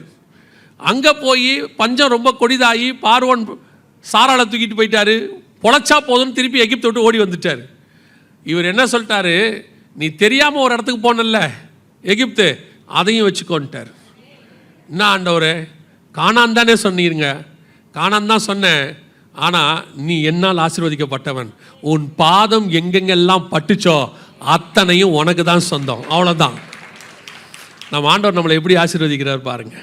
நாம் இந்த ஆண்டவரை வச்சுக்கிட்டு ஒரு 1200 ஸ்கொயர் ஃபீட் கிடைச்சா போதும் ஆண்டவரே என் வாழ்க்கையில், அதை பார்த்துட்டு நான் செத்துறேன். ஆண்டவர் கேட்பார், உனக்கு எத்தனை 1000 ஸ்கொயர் ஃபீட் கொடுத்தாலும் நீ 1200லேயே இருக்கியப்பா, ஒரு 2400 கிடைச்சா போதும், என் வாழ்க்கையில் என் கண்ணால் பார்த்துட்டு சாகணும். ஆண்டவர் சொல்கிறார், ஐயோ நான் உனக்கு வச்சிருக்கிற ஆசீர்வாதம் பூமியில் இல்லை, வானத்தில். இந்த பூமியை விட பல 1000 கோடி மடங்கு பெருசு. அந்த வானத்தில் பரலோகத்தில் சிங்காசனத்தில் ஏன் கூட உட்கார வச்சுக்கிறேன்னு ஒன்றை கூப்பிட்டா, நீ இந்த ரோடு முனையில் ஆள் போகிறதுக்கு வழி இல்லாத ஒரு தெருவில் இருக்கிற அந்த மூலையில் இருக்கிற லேண்டை கேட்டுக்கிட்டு நிற்கிற, உன்னை என்ன சொல்ல அப்படின்னு ஆண்டவர் நினைப்பார். நான் எப்பவுமே நினச்சிப்பேன், ஆண்டவர் பரலோகத்தில் பெரிய டேபிள் போட்டு நல்லா விருந்து ரெடி பண்ணி வச்சுட்டு உட்காந்துருக்கும் போது தூதர்கள் கேட்பாங்க, ஏன் ஆண்டவரே விருந்து ஸ்டார்ட் பண்ணலையா? கற்பனை. நான் அப்புறம் எம்டி ஜெகன் பரலோகத்துக்கு போனார்னு சொல்லிடாதீங்க. ஏன்னா இப்போ அது வேற பெரிய பிரச்சனையாக இருக்குது. எதையாவது சொன்னோம்னா அவர் பரலோகத்துக்கு போயிட்டு வந்தாருங்கிறிய, இதுதான் சாக்குன்னு அவங்களும் ஆமான்னுறாங்க. அதனால் நல்லா கவனிங்க, இது என்னுடைய சும்மா கற்பனை. பெரிய டேபிளில் எல்லாத்தையும் ஆண்டவர் வச்சுட்டு அப்படியே தூதர்கள் பார்த்து கேட்பாங்க, ஆண்டவரே இவ்வளோ ரெடி ஆயிடுச்சு, சாப்பிட்லையா? 2 விஐபிஸ் கொஞ்சம் பேர் வர வேண்டியிருக்கு, அவங்களுக்கு தான் வெயிட் பண்ணிகிட்டு இருக்கோம். யாருப்பா? இல்லை, இந்த மதுரையில் குட் சமாரிட்டன் சர்ச்சிலேருந்து கொஞ்சம் பேர் வர வேண்டியிருக்கு, அவங்களுக்காக தான். இருங்க, நான் இன்னும் முடிக்கலையே, அதுக்குள்ளேயே தட்டிட்டீங்களே. நீங்கள் என்னை நம்பி கையெல்லாம் தட்டக்கூடாது, புரியுதா? முடிக்கிற வரைக்கும் தட்டாதீங்க. இதெல்லாம் அவங்களுக்கு தான் வச்சுருக்கிறோம், அவர்கள் வந்த பிறகு தான் நம்ம இதை ஆரம்பிக்கணும்னு சொல்லிட்டு அப்படின்னு உடனே அந்த தூதர்கள்லாம், அப்படியா, இவ்வளோ பெரிய விஐபிஸா, மதுரையிலையா, குட் சமாரிட்டன்லையா, அப்படி எட்டி கீழே பார்த்தா அவன் கீழே ஒரு சிக்கன் லெக் பீஸுக்கு சண்டை போட்டுக்கிட்டு இருக்கிறான். எனக்கு ஏன்டா லெக் பீஸ் கொடுக்கலன்னு. இப்போ தூதன் எப்படி மண்டையில் அடிச்சுப்பான் பாருங்க. அட பாவி, உனக்கு மேலே எவ்வளோ பெரிய ஆசீர்வாதத்தை ரெடி பண்ணிட்டு நாங்கள் உட்காந்துருக்கோம், கீழே ஒரு சிக்கன் பிரியாணிக்கு சண்டை போட்டுக்கிட்டு இருக்கிற, ஒரு BMW காருக்கு சண்டை போட்டுக்கிட்டு இருக்கிற, பக்கத்து வீட்டுக்காரங்கிட்ட செவுரு ஏன்டா எக்ஸ்ட்ராவாக கட்டிட்டேன்னு சண்டை போட்டுக்கிட்டு இருக்கிற, உன்னை என்னத்தை சொல்ல அப்படின்னு அவங்க அடிச்சுப்பாங்க. இப்போ கைத்தட்டுங்க. இல்லை, பல நேரத்தில் பரலோகம் நமக்கு நியமித்து வச்சிருக்கிற ஆசீர்வாதத்தை கணக்கு பண்ணிங்கன்னா இந்த பூமியும் அதன் நிறைவு கூட பத்தாது. கர்த்தர் அவ்வளவு ஆசீர்வாதங்களை உங்களுக்கும் எனக்கும் ஆண்டவர் நியமித்து வச்சிருக்கிறார். நான் அந்த ஆபிரகாமுடைய இந்த பார்டரை நினைக்கும் போதெல்லாம் யோசிப்பேன், அவன் கற்பனையில் கூட நினச்சிருக்க மாட்டான். அவன் கிளம்பி கானானுக்கு போகிறான், அங்கே போய் தான் ஆண்டவரே கேட்குறாரு, ஆபிரகாம், ஆண்டவரே எனக்கு இந்த தேசத்தை தருவீங்களான்னு. எழுந்துச்சு நட தரேங்கிறாரு. 75 வயசில் எழுந்துச்சு நடக்கிறாரு. எவ்வளோ தூரம் நடந்திருக்க போகிறார்? 75 வயசு கிழமை எவ்வளோ தூரம் நடந்திருப்பார்? அவர் நினச்சிருப்பார், இவ்வளோ நடந்திருக்கோம், கர்த்தர் இதை கொடுத்தா தோத்துறோன்னு. ஆண்டவர் சொல்கிறார், இது இல்லை, முதல்ல எனக்கு கீழ்ப்படிஞ்ச பாரு, அதையுமே நான் கணக்கில் வச்சுக்கிட்டேன். நாம் நினைக்கிறோம் இன்றைக்கி ஆண்டவர் ஆசீர்வதிக்க போகிறாரு, இனிமேட்டு தான் கொடுக்க போகிறாருன்னு. என்னைக்கு நீங்கள் ஆண்டவரை முதலாக ஏற்றுக்கொண்டீர்களோ அந்த நாளிலிருந்து கர்த்தர் உங்களுக்கு ஆசீர்வாதத்தை கணக்கில் வச்சிருக்கிறாரு. முடிவு பரியந்தம் அதை தருவதற்கு அவர் வல்லமை உள்ள தேவனாக இருக்கிறார். அல்லேலூயா. இப்போ இந்த இடத்த இஸ்ரவேல் எடுக்கணும்னா என்ன ஆகும் பாருங்க. நினச்சி பாருங்கள், இந்த இடத்த எடுக்க முடியுமான்னு. இதில் ஒரு பார்ட் கூட தொட முடியாது இஸ்ரவேலால். இவ்வளவும் கர்த்தர் வாக்கு பண்ணினது. இப்போது இந்த மலைகளுக்கு விரோதமாய் வருவாயின்னு இருக்கு இல்லையா, ஆபிரகாமுக்கு வாக்கு பண்ணினது இவ்வளவும். ஆனால் இதில் உள்ள ஒரு மலை தான் அந்த மலை, இந்த கோலன் ஹைட்ஸ் அப்படின்னு சொன்ன பாருங்க, 2வது மலை. அது எங்கே இருக்குன்னா மேலே சிரியா இருக்குது பாருங்கள், அந்த சிரியா பார்டரில் தான் இருக்குது கோலன் ஹைட்ஸ். இப்போ நீங்கள் இன்னொரு விஷயத்தை பார்த்துக்கிட்டே இருப்பீங்க, ஹமாஸை தாண்டி லெபனானுக்குள்ளே நுழைஞ்சிருச்சு இஸ்ரவேல் இல்லையா. லெபனான் சண்டை ஒன்று நடக்குது, லெபனானுக்கு உள்ள யுத்தம் ரொம்ப பெய்ரூட்டில் நடக்குதுன்னு பார்த்துட்டு இருக்கிறீங்கள. ஒரு வசனம் வாசிங்களேன், யோசுவாவின் புஸ்தகம் 13ஆம் அதிகாரம். யோசுவாவின் புஸ்தகம் 13ஆம் அதிகாரம் 5வது வசனத்தை வாசிங்க. கிப்லியரின் நாடும் சூரிய உதயபுரத்தில் எர்மோன் மலை அடிவாரத்தில் இருக்கிற பாகால் காத் முதற்கொண்டு ஆமாத்துக்குள் பிரவேசிக்க மட்டுமுள்ள லீபனோன் முழுவதும். லீபனோன், அப்போ வாக்குத்தத்தம் பண்ணப்பட்ட இடத்துல முழு லீபனோனும் யாருக்கு சொல்லப்பட்டிருக்கிறது? ஆபிரகாமின் சந்ததியாகிய இஸ்ரவேலராகிய யோசுவாவை பிரித்து கொடுக்க சொல்லி கர்த்தர் சொல்லியிருக்கிறார். இப்போ சொல்லி பாருங்க, லீபனானை இஸ்ரேலுக்கு கொடுங்கன்னு கொடுப்பாங்களா? இப்போ இருக்கிற இஸ்ரவேலிருந்து அவங்க எருசலேமுக்குள்ளே இருக்கிற பாதியே கொடுக்க விட மாட்டாங்க. இப்போ இவங்களை போய் லீபனான் முழுவதையும் கொடுங்க அப்படின்னா கண்டிப்பாக என்ன செய்ய மாட்டாங்க? கொடுக்க மாட்டாங்க. அந்த லீபனான் முழுவதும் சாலமோன் காலத்தில் இஸ்ரவேல் வசம்தான் இருந்தது. லீபனான் வனம்னு ஒன்று செஞ்சார் பாருங்க, எல்லாமே இருக்கு. ஸோ இப்போ லீபனானுக்குள்ளே அவங்க போயிருக்கிறதுக்கு காரணமும் பிப்ளிக்கலாக ஒரு காரணம் இருக்குது. இப்போது 1920s முதல் உலக யுத்தம் முடிஞ்ச உடனே ஜெனீவா ஒப்பந்தம்னு ஒன்று ஏற்படுத்தினாங்க, யுத்த ஒப்பந்தம். அதன் அடிப்படையில் ஒரு யுத்தம் முடியும் போது எவ்வளோ தூரம் ஒரு ஆர்மி உள்ளே போயிருக்குதோ எல்லாமே யாருக்கு சொந்தம்? அவங்களுக்கு சொந்தம்னு ஜெனீவா ஒப்பந்தம் சொல்லுது. இப்போ லீபனானுக்குள்ளே இஸ்ரவேல் நுழைஞ்சிருக்குது. ஒருவேளை இந்த யுத்தம் எப்போ முடியும்னு தெரியாது. முடியும் போது லெபனானுக்குள்ள எவ்வளோ தூரம் இஸ்ரவேல் போயிருக்குதோ அவ்வளோ யாருக்கு தான் சொந்தம்? இஸ்ரவேலுக்கு தான் சொந்தம்.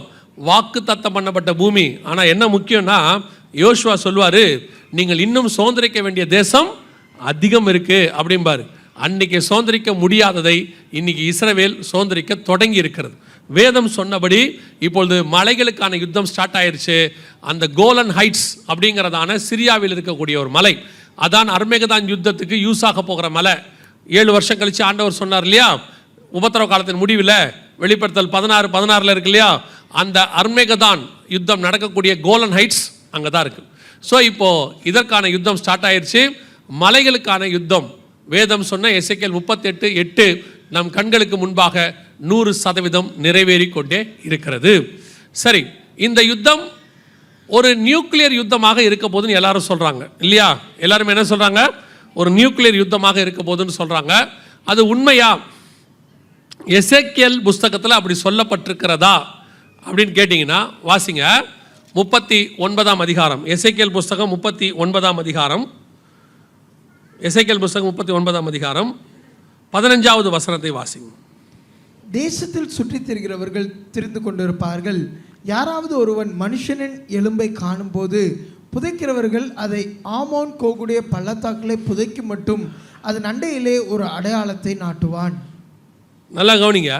ஒரு எலும்பை பார்த்தா கூட அது பதில் என்ன செய்வாங்களாம்? ஒரு அடையாளத்தை போடுவாங்களாம். அடையாளத்தை போட்டு அதை புதைக்கும் மட்டும் அந்த எலும்பை புதைச்சாச்சா அப்படின்னு சொல்லி இதோட கனெக்ட் உள்ள இன்னொரு வசனம் அதையும் வாசிருங்க. 11வது வசனத்தை வாசிங்க. அந்நாளில் இஸ்ரவேல் தேசத்திலே சமுத்திரத்திற்கு கிழக்கே பிரயாணக்காரரின் பள்ளத்தாக்கை புதைக்கிற ஸ்தானமாக கோகுக்கு கொடுப்பேன். அது வழிப்போக்கர் மூக்கை பொத்தி கொண்டு போக பண்ணும். அங்கே கோகையும் அவனுடைய எல்லா சேனையும் புதைத்து அதை ஆமோன் கோகின் பள்ளத்தாக்கு என்பார்கள். நல்லா கவனிங்க. அதை புதைக்கிறவர்கள் புதைக்க மட்டும் என்ன செய்வாங்களாம்? வழிப்போக்கர் மூக்கை பொத்தி கொண்டு போக பண்ணும். ஒரு எலும்பை புதைக்கும் போது நல்லா கவனிங்க. ஒரு எலும்பை புதைக்கும் போது இதை ஃபுல் பண்ணுங்க பார்ப்போம். ஒரு எலும்பை புதைக்கும் போது அதை புதைக்கிற வரைக்கும் அதில் ஒரு மார்க் போட்டு அந்த புதைச்சிட்டாங்களா அப்படின்னு சொல்லி செக் பண்ணுவாங்களாம். புதைக்கு மட்டும் அதன் அண்டையிலே ஒரு அடையாளத்தை போடுவான்.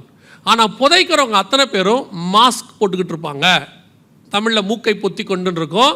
இங்கிலீஷில் பார்த்தீங்கன்னா ட்ரெஸ்பாசஸ் வேரிங் த மாஸ்க் அப்படின்னு இருக்கும். என்ன ரீசன்? என்னத்த காலகட்டம்? புதைக்கிற இடத்துல என் மூக்கை பொத்தணும். உங்கள் எல்லாருக்கும் தெரியும், எரிக்கிற இடத்துல தான் என்ன வரும்? அந்த ஒரு புகை வரும், அதோடு சேர்ந்து ஒரு துர்நாற்றம் வாடகை வரும். ஸோ அதனால் அங்கே இருக்கிறவங்க என்ன பண்ணுவாங்க? மூக்கை பொத்துவாங்க. புகை வரும், எல்லாம் பொத்துவாங்க. ஒரு பாடியை புதைக்கிற இடத்துல ஏன் மூக்கை பொத்துவாங்க? பாடியை புதைக்கிற இடத்துல மூக்கை பொத்துறதை நீங்கள் எப்போ பார்த்துருப்பீங்க? இதுக்கு முன்னாடி கொரோனா நேரத்தில் நம்ம பார்த்தோம். அதுக்கு முன்னாடி கிடையாது, கொரோனா நேரத்தில் மட்டும் பார்த்தோம். ஏன் அப்படின்னு கேட்டால் அவங்க உடம்புல இருந்து என்ன வரும்? அந்த வைரஸ் அது பரவுவதற்கு வாய்ப்பு இருப்பதாக.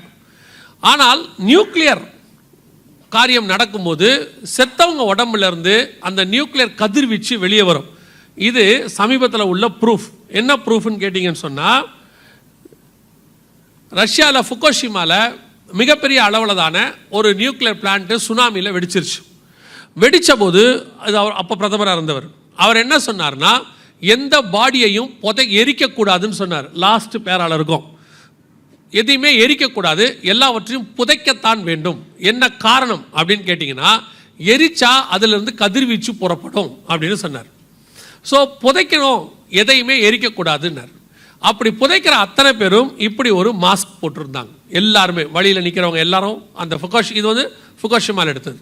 ஸோ இது ஏன் அப்படி நடந்தது அப்படின்னு பார்த்தீங்கன்னா, முழுக்க முழுக்க நியூக்ளியர் கதிர்வீச்சு. நியூக்ளியர் கதிர்வீச்சு நடக்கும்போது அத்தனை பேரும் மாஸ்க் போட்டுக்கணும்னு இருக்கு. இந்த யுத்தம் 3ஆம் உலக யுத்தமாக இருக்க போகிற இந்த யுத்தம் நாம் நினைக்கிறது எசேக்கியேல் 38-39 இப்படி ஒரு பர்டிகுலராக ஒரு காரியத்தை கர்த்தர் சொல்றாரு. அவர்கள் மூக்கை பொத்தி கொண்டு போவார்கள். அந்த எலும்பை எடுத்து புதைக்கிற வரைக்கும் அதன் அண்டையில் ஒரு அடையாளத்தை போடுவார்கள். இது பொதுவாக எங்கே நடக்கும்னு கேட்டிங்கன்னா, நியூக்ளியர் மரணம், வைரஸ் பாதிக்கப்பட்டவங்க அந்த காலகட்டத்தில் தான் நடக்கும். இப்போ இந்த யுத்தத்தில் மிக முக்கியமாக 2 ஆயுதம் சொல்லப்படுது. ஒன்று பயோவார். பயோவார்னா இப்போ நீங்கள் கொரோனா மாதிரி வைரஸை அவங்க என்ன செய்ய போகிறாங்க? ஆயுதமாக பயன்படுத்த போகிறாங்க. இந்த ஆயுதமாக பயன்படுத்தும் போது மக்கள் அத்தனை பேரும் பாதிக்கப்படும் போது நமக்கு தெரிஞ்சது தான் மாஸ்க் போட்டுக்கிட்டு போகணும். 2வது, நியூக்ளியர் பாதிப்பு வரும்போது கண்டிப்பாக வரப்போது, அது வரும்போது எல்லாருக்கும் மாஸ்க் கொடுக்கப்படும். இப்போவே நான் சொன்னது, நேற்று நைட்டு இஸ்ரவேல் மினிஸ்டர்ஸ் அத்தனை பேரும் பங்கர்ஸ்குள்ளே போயாச்சு. எல்லாருமே பங்கர்ஸ்குள்ளே அதாவது அடியில் போயாச்சு. எல்லா இஸ்ரவேல் வீட்லேயும் மாஸ்க் சப்ளை பண்ணியாச்சு. இப்போ எல்லாருமே மாஸ்க் போடுறத எப்படிங்கிற ப்ராக்டிஸ் எல்லாம் கொடுத்து முடிச்சாச்சு. எசேக்கியேல் 39ஆம் அதிகாரத்தில் சொல்லப்பட்டபடி மிகப்பெரிய நியூக்ளியர் வார் ஒன்று ஸ்டார்ட் ஆக போகுது. இது உண்மையா? நியூக்ளியர் வார் அதோடைய விளைவு பைபிளில் இருக்குதான்னு கேட்டிங்கன்னா, இது ஆதார வசனம் ஒன்று. இன்னொரு வசனம் வாசிங்க. சகரியாவின் புஸ்தகம் 14ஆம் அதிகாரம். சகரியாவின் புஸ்தகம் 14ஆம் அதிகாரம் 4வது வசனத்தை வாசி. அந்நாளிலே அவருடைய பாதங்கள் கிழக்கே எருசலேமுக்கு எதிரே இல்ல மன்னிக்கணும் 14:12 எருசலேமுக்கு விரோதமாக யுத்தம் பண்ணின எல்லா ஜனங்களையும் கர்த்தர் வாதிக்கும் வாதையாவது அவர்கள் காலூன்றி நிற்கையில், நல்லா கவனிங்க, அவர்கள் காலூன்றி நிற்கையில் அவர்களுடைய சதை அழிந்து போகும், அவர்கள் கண்கள் தங்கள் குழிகளிலே கெட்டு அவர்கள் கண்கள் தங்கள் குழியிலேயே கெட்டு போகும், அவர்கள் நாவு அவர்கள் வாயிலே அவர்கள் வாயிலேயே அழுகி போகும். இது எதற்கான அறிகுறி? இது எப்படி, எதனால? நிற்கும் போதே சதை அழுகிடுது, பார்க்கும் போதே கண்கள் குழியில கெட்டு போகுது, நாக்கு வாயிலேயே அழுகி போகுது. எதனால் இது நடக்கிறது அப்படின்னு சொன்னபோது இது நம்ம நியூக்ளியருக்கான ஒரு அடையாளம்.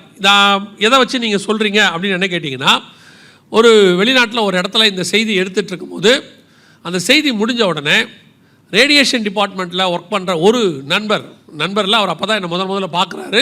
அவர் வந்துட்டு ஒரு சகோதரனை வந்து பார்த்துட்டு, உங்ககிட்ட தனிப்பட்ட முறையில் கொஞ்சம் பேசணும்னு சொல்லி இந்த வசனத்தை அடிப்படையாக வைத்து, ஒரு மனுஷனுக்கு நியூக்ளியர் ரேடியேஷன் பாதிக்கப்பட்டால் என்ன நடக்கும் அப்படிங்கிறதுக்கான சிம்டம் இது. ஆனால் இத்தனை வருஷம் இது பைபிளில் இருக்குது, ஆனால் இதோடைய அடையாளம் எங்களுக்கு இத்தனை நாள் எனக்கு தெரியாது, இன்றைக்கி தான் அந்த வசனம் தெரியுது அப்படின்னு சொல்லி சொன்னார். அப்போ அவர் சொன்ன ஒரு ப்ரூஃப் என்னென்னா, ஒரு மனுஷனுக்கு நியூக்ளியர் ரேடியேஷன் பாதிக்கப்பட்டால் அவர்கள் கண்கள் குழியிலேயே கெட்டு போகும், அவர்கள் சதை அங்கேயே வெந்து போகும், எரிஞ்சு போகும், சிலலாம் எரிஞ்சே போய்டுன்றாங்க.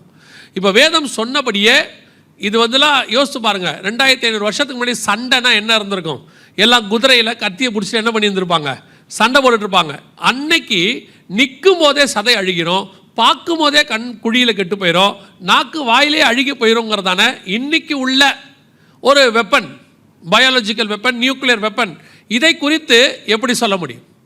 அதை விட பெரிய விஷயம் என்னன்னு கேட்டிங்கன்னா, ஒரு மாஸ்க் போட்டுக்கிட்டு போவாங்கன்னு எசேக்கியேல் 39 சொல்கிறாரு. இது எப்படி?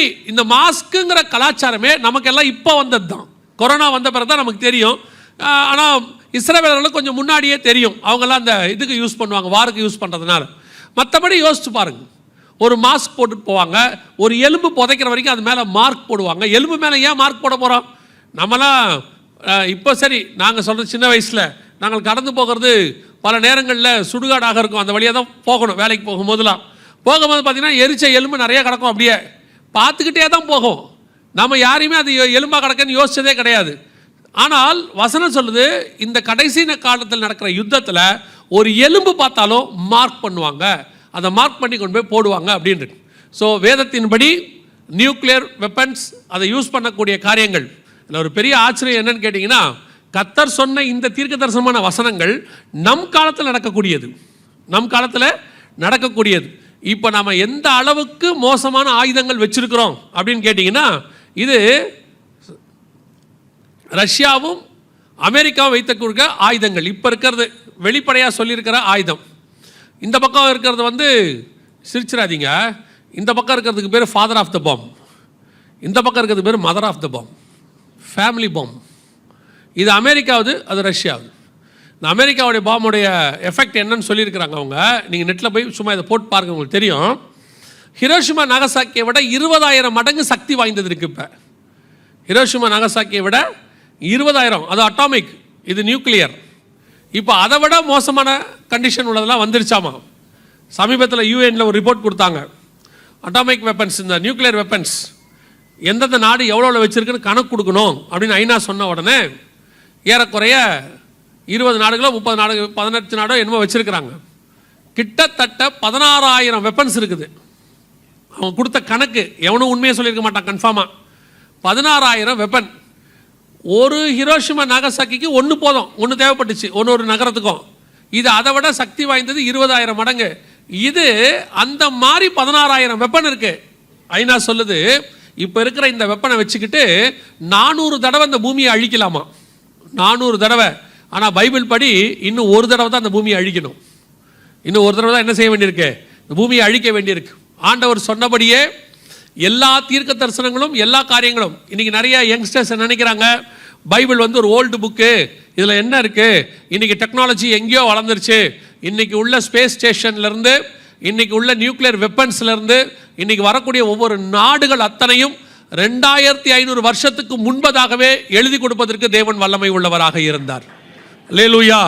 ஆண்டவர் சொல்றாரு, நான் என்னுடைய மகத்துவங்களை அவர்களுக்கு எழுதி கொடுத்தேன். அவர்களோ அதை அந்நிய காரியமாக எண்ணினார்கள். உலகத்தில் இருக்கிற அத்தனையும் அந்தந்த காலகட்டத்தில் வரப்போகிறத பற்றி எழுதுவாங்க, வந்ததை பற்றி எழுதுவாங்க.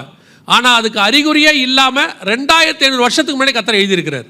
இவ்வளோ காரியங்களும் இத்தனை துல்லியமாய் தீர்க்க தரிசனத்தை எழுதி கொடுத்தாச்சு. அந்த காலகட்டமும் வந்துடுச்சு. இந்த வெப்பன்ஸ் இன்னைக்கு டிப்ளாய் பண்ணி, அதாவது ஒவ்வொரு இடத்துக்கும் கொண்டு போயிட்டு இருக்கிறாங்க. நான் கிட்டத்தட்ட 1 வருஷமாகவே சொல்லிக்கிட்டு இருக்கிறோம். ஒவ்வொருத்தரும் பொசிஷன் எடுக்கிறாங்க யுத்தத்துக்குன்னு. அப்போ யாரும் அது சரியாக புரிஞ்சிக்கல. கப்பல்கள் அங்கங்கே போக தொடங்குச்சு. பிளாக் சீ கிட்ட, ரெட் சீ கிட்டெல்லாம் கொண்டு போய் அவங்க இது பண்ண ஆரம்பித்தாங்க. அப்போவே நாங்கள் சொன்னோம், ஏதோ ஒன்று நடக்குது, இவங்க ஸ்டார்ட் பண்ண போகிறாங்க அப்படின்னு. கரெக்டாக 2023 அக்டோபர் 7 ஸ்டார்ட் பண்ணிட்டாங்க. ஸோ இது மிகப்பெரியதான அளவில் இந்த யுத்தம், உலகளாவிய யுத்தம், 3rd வேர்ல்டு வார் மிக மோசமாய் போகுது. இப்போ இந்த வெப்பன்ஸ் எல்லாம் பார்க்குறீங்களே, இது எவ்வளோ பெரிய பேரழிவை ஏற்படுத்தும் அப்படின்னு கேட்டிங்கன்னா, உலக தலைவர்கள் சொல்கிறாங்க. ஜோ பைடன் சொல்கிறாரு, இந்த 3rd வேர்ல்டு வார் ஸ்டார்ட் ஆச்சுன்னா 5 பில்லியன் 500 கோடி பேர் சாவாங்கன்னு சொல்கிறார். அவர் ஒரு ரெப்யூட்டட் சேனலுக்கு பேட்டி கொடுத்துருக்கிறார். அதில் அவர் சொல்கிறாரு, இந்த நியூக்ளியர் வார் ஸ்டார்ட் ஆச்சுன்னா 500 கோடி பேர் வில் பி கில்ட், கொலை செய்யப்படுவார்கள்னு சொல்கிறார்.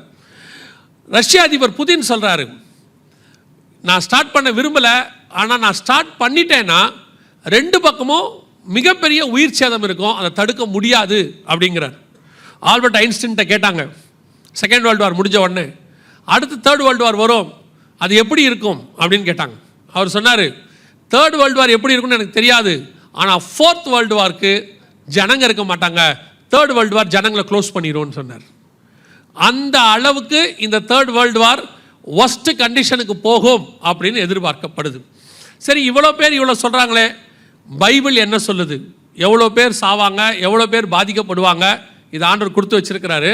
வாசிங்க, வெளிப்படுத்தின விசேஷம் 6ஆம் அதிகாரம் 8வது வசனத்தை வாசிங்க. வெளிப்படுத்தல் 6:8 வாசிங்க. நான் பார்த்தபோது இதோ மங்கின நிறமுள்ள ஒரு குதிரையை கண்டேன், அதன் மேல் ஏறி இருந்தவனுக்கு மரணம் என்று பெயர். மங்கின நிறமுள்ள குதிரையை கண்டேன், அதன் மேல் ஏறி இருந்தவனுக்கு மரணம் என்று பெயர். எத்தனை பேர் ஒலிம்பிக் ஓப்பனிங் செரிமனி பார்த்தீங்க? ஓப்பனிங் செரிமனி ஒலிம்பிக் பார்த்தீங்களா? பார்த்தீங்களா? அந்த ஓப்பனிங் செரிமனியில் ஒரு பேல் ஹார்ஸ் வந்துச்சு, கவனிச்சிங்களா யாராவது? மங்கின நிறமுள்ள குதிரை மேலே ஒருத்தர் உட்காந்துட்டு ஒரு இது கொண்டு வந்தாங்க, பார்த்தீங்களா?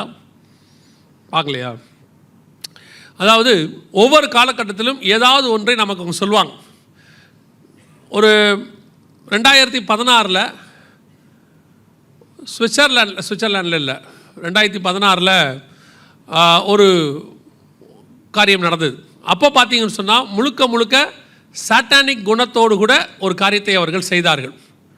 2022 நான் சொல்கிற சுவிட்சர்லாண்டில் டனல் ஒன்று ஓப்பன் பண்ணாங்க.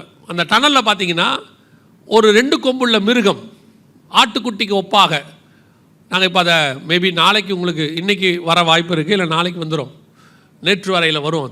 அதில் பார்த்தீங்கன்னா கொண்டு வந்தாங்க. 2022 காமன்வெல்த் கேம்ஸ் வந்துச்சு. அதில் பார்த்தீங்கன்னா ஒரு ஸ்திரீ மிருகத்தின் மேல் ஏறி இருக்கிறத கொண்டு வந்தாங்க. ஒவ்வொன்றும் ஒரு சாட்டானிக் காரியத்தையும், பைபிளில் எதெல்லாம் சாட்டானிக்னு சொல்லுதோ அதை அவங்க எக்ஸ்போஸ் பண்ணி நமக்கு ஏதோ சொல்ல விரும்புவாங்க. இந்த ஒலிம்பிக்கில் பார்த்தீங்கன்னா 2 முக்கியமான காரியத்தை செஞ்சாங்க. அதில் ஒன்று, மங்கின நிறமுள்ள குதிரையின் மேல் ஒருத்தன் ஏறி இருக்கிறது வந்துச்சு. இது எதற்கான அடையாளமாக பார்க்கப்படுது அப்படின்னு கேட்டிங்கன்னா, இந்த ஒலிம்பிக்கெலாம் முடிஞ்ச கையோட 3rd வேர்ல்டு வார் ஸ்டார்ட் ஆச்சுன்னா மிகப்பெரிய அளவில் உயிர் சேதம். அதான் நீங்கள் வாசிக்கிற வசனம், மங்கின நிறமுள்ள ஒரு குதிரையை கண்டேன், அதன் மேல் ஏறி இருக்கிறவனுக்கு மரணம் என்று பெயர். இப்போ நீங்கள் போய் ஒலிம்பிக் போட்டியில் இந்த மங்கின நிறமுள்ள பேல் ஹார்ஸ்னு போட்டு பாருங்கள், இமேஜஸ் போட்டிங்கன்னா உங்களுக்கு தெரியும். உங்களுக்கு இந்த ஆப்ரேட் பண்ணுறாங்களே, அங்கே நெட் இருக்கா? உங்களுக்கு கனெக்ஷன் இருக்கா? அதில் போட முடியுமா? அந்த பேல் ஹார்ஸ் எடுத்து சும்மா நீங்கள் சைடில் செக் பண்ணி பார்த்து அவங்களுக்கு டிஸ்பிளேயில் காட்ட முடியுமான்னு மட்டும் பாருங்கள். If it's possible. முடியலன்னா நோ இஷ்யூஸ், விட்டுருங்க. பேல் ஹார்ஸன் ஒலிம்பிக் அப்படின்னு போட்டிங்கன்னா வரும் உங்களுக்கு. அந்த இமேஜஸில், கூகுள் இமேஜஸில் போய் பார்த்தீங்கனாலே வரும். எந்தில் இருக்காது, நீங்கள் தான் கனெக்ட் பண்ணி பார்க்கணும். கவனிங்க. ஸோ இப்போது இதில் எவ்வளோ பேர் சாவாங்கன்னு பைபிள் சொல்லுது, நல்லா கவனிச்சுக்கொள்ளுங்க. நான் இந்த 3 நாள் கூட்டத்தை ஒரு கன்வென்ஷனாகவோ பைபிள் ஸ்டடியாகவோ உங்களுக்கு நான் கொடுக்க விரும்பலை. இதை ஒரு எச்சரிப்பு கூட்டமாய் மட்டும்தான் கொடுத்து விட்டு போக விரும்புகிறேன். ஏன்னா அடுத்த சில வருஷங்களுக்குள் இந்த சம்பவங்கள் எல்லாம் நடக்க போகிறது. இது கதை கேட்குற மாதிரி கேட்டு போயிடாதீங்க. உங்களுக்கு ஒரு இன்ட்ரெஸ்டிங்காக வாக்கு தத்துவத்தை கொடுத்து 4 கதை சொல்லி ஜோக் சொல்லி ஒரு மெசேஜ் கொடுக்க எங்களுக்கும் தெரியும் முடியும். ஆனால் இப்பொழுது நான் அதை செய்ய விரும்பலை. இப்போ நாங்கள் செய்ய விரும்புகிறது, கொரோனா வர்றதுக்கு முன்னாடி நாங்கள் என்ன எச்சரிப்பு ஆர்டர் கொடுக்க சொன்னாரோ கொடுத்தோமோ இப்போவும் அதை தான் கொடுத்துட்ருக்குறோம்.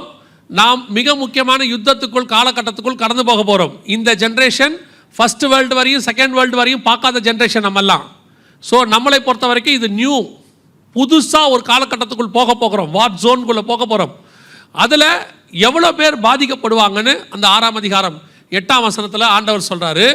பின்பு 4ஆம் முத்திரை உடைக்க கண்டேன், ஒரு மங்கின நிறமுள்ள குதிரையை கண்டேன், அதன் மேல் ஏறி இருந்தவனுக்கு மரணம் என்ற பெயர், பட்டயத்தினாலும் பஞ்சத்தினாலும் சாவினாலும் பூமியின் துஷ்ட மிருகங்களினாலும் எவ்வளோ பேர், பூமியில் உள்ளவர்களில் கால் பங்கில் உள்ளவர்களை கொலை செய்யும்படியான அதிகாரம் அதற்கு கொடுக்கப்பட்டது. எவ்வளோ பேர், கால் பங்கு பூமியில் உள்ளதில். யோசித்து பாருங்க, 2000 வருஷத்துக்கு முன்னாடி வெளிப்படுத்தின விசேஷத்தில் பத்மு தீவில் யோவான்கிட்ட சொல்கிறாரு, 4வது குதிரை வரும்போது பூமியில் உள்ளவர்களில் கால் பங்கில் உள்ளவர்கள், இல்லை ஒலிம்பிக்னு போடணும், 2024 ஒலிம்பிக், பிரான்ஸ் ஒலிம்பிக் அப்படி நீங்கள் போட்டிங்கன்னா தான் உங்களுக்கு அதில் வந்த அந்த இமேஜ் வரும் உங்களுக்கு. நீங்கள்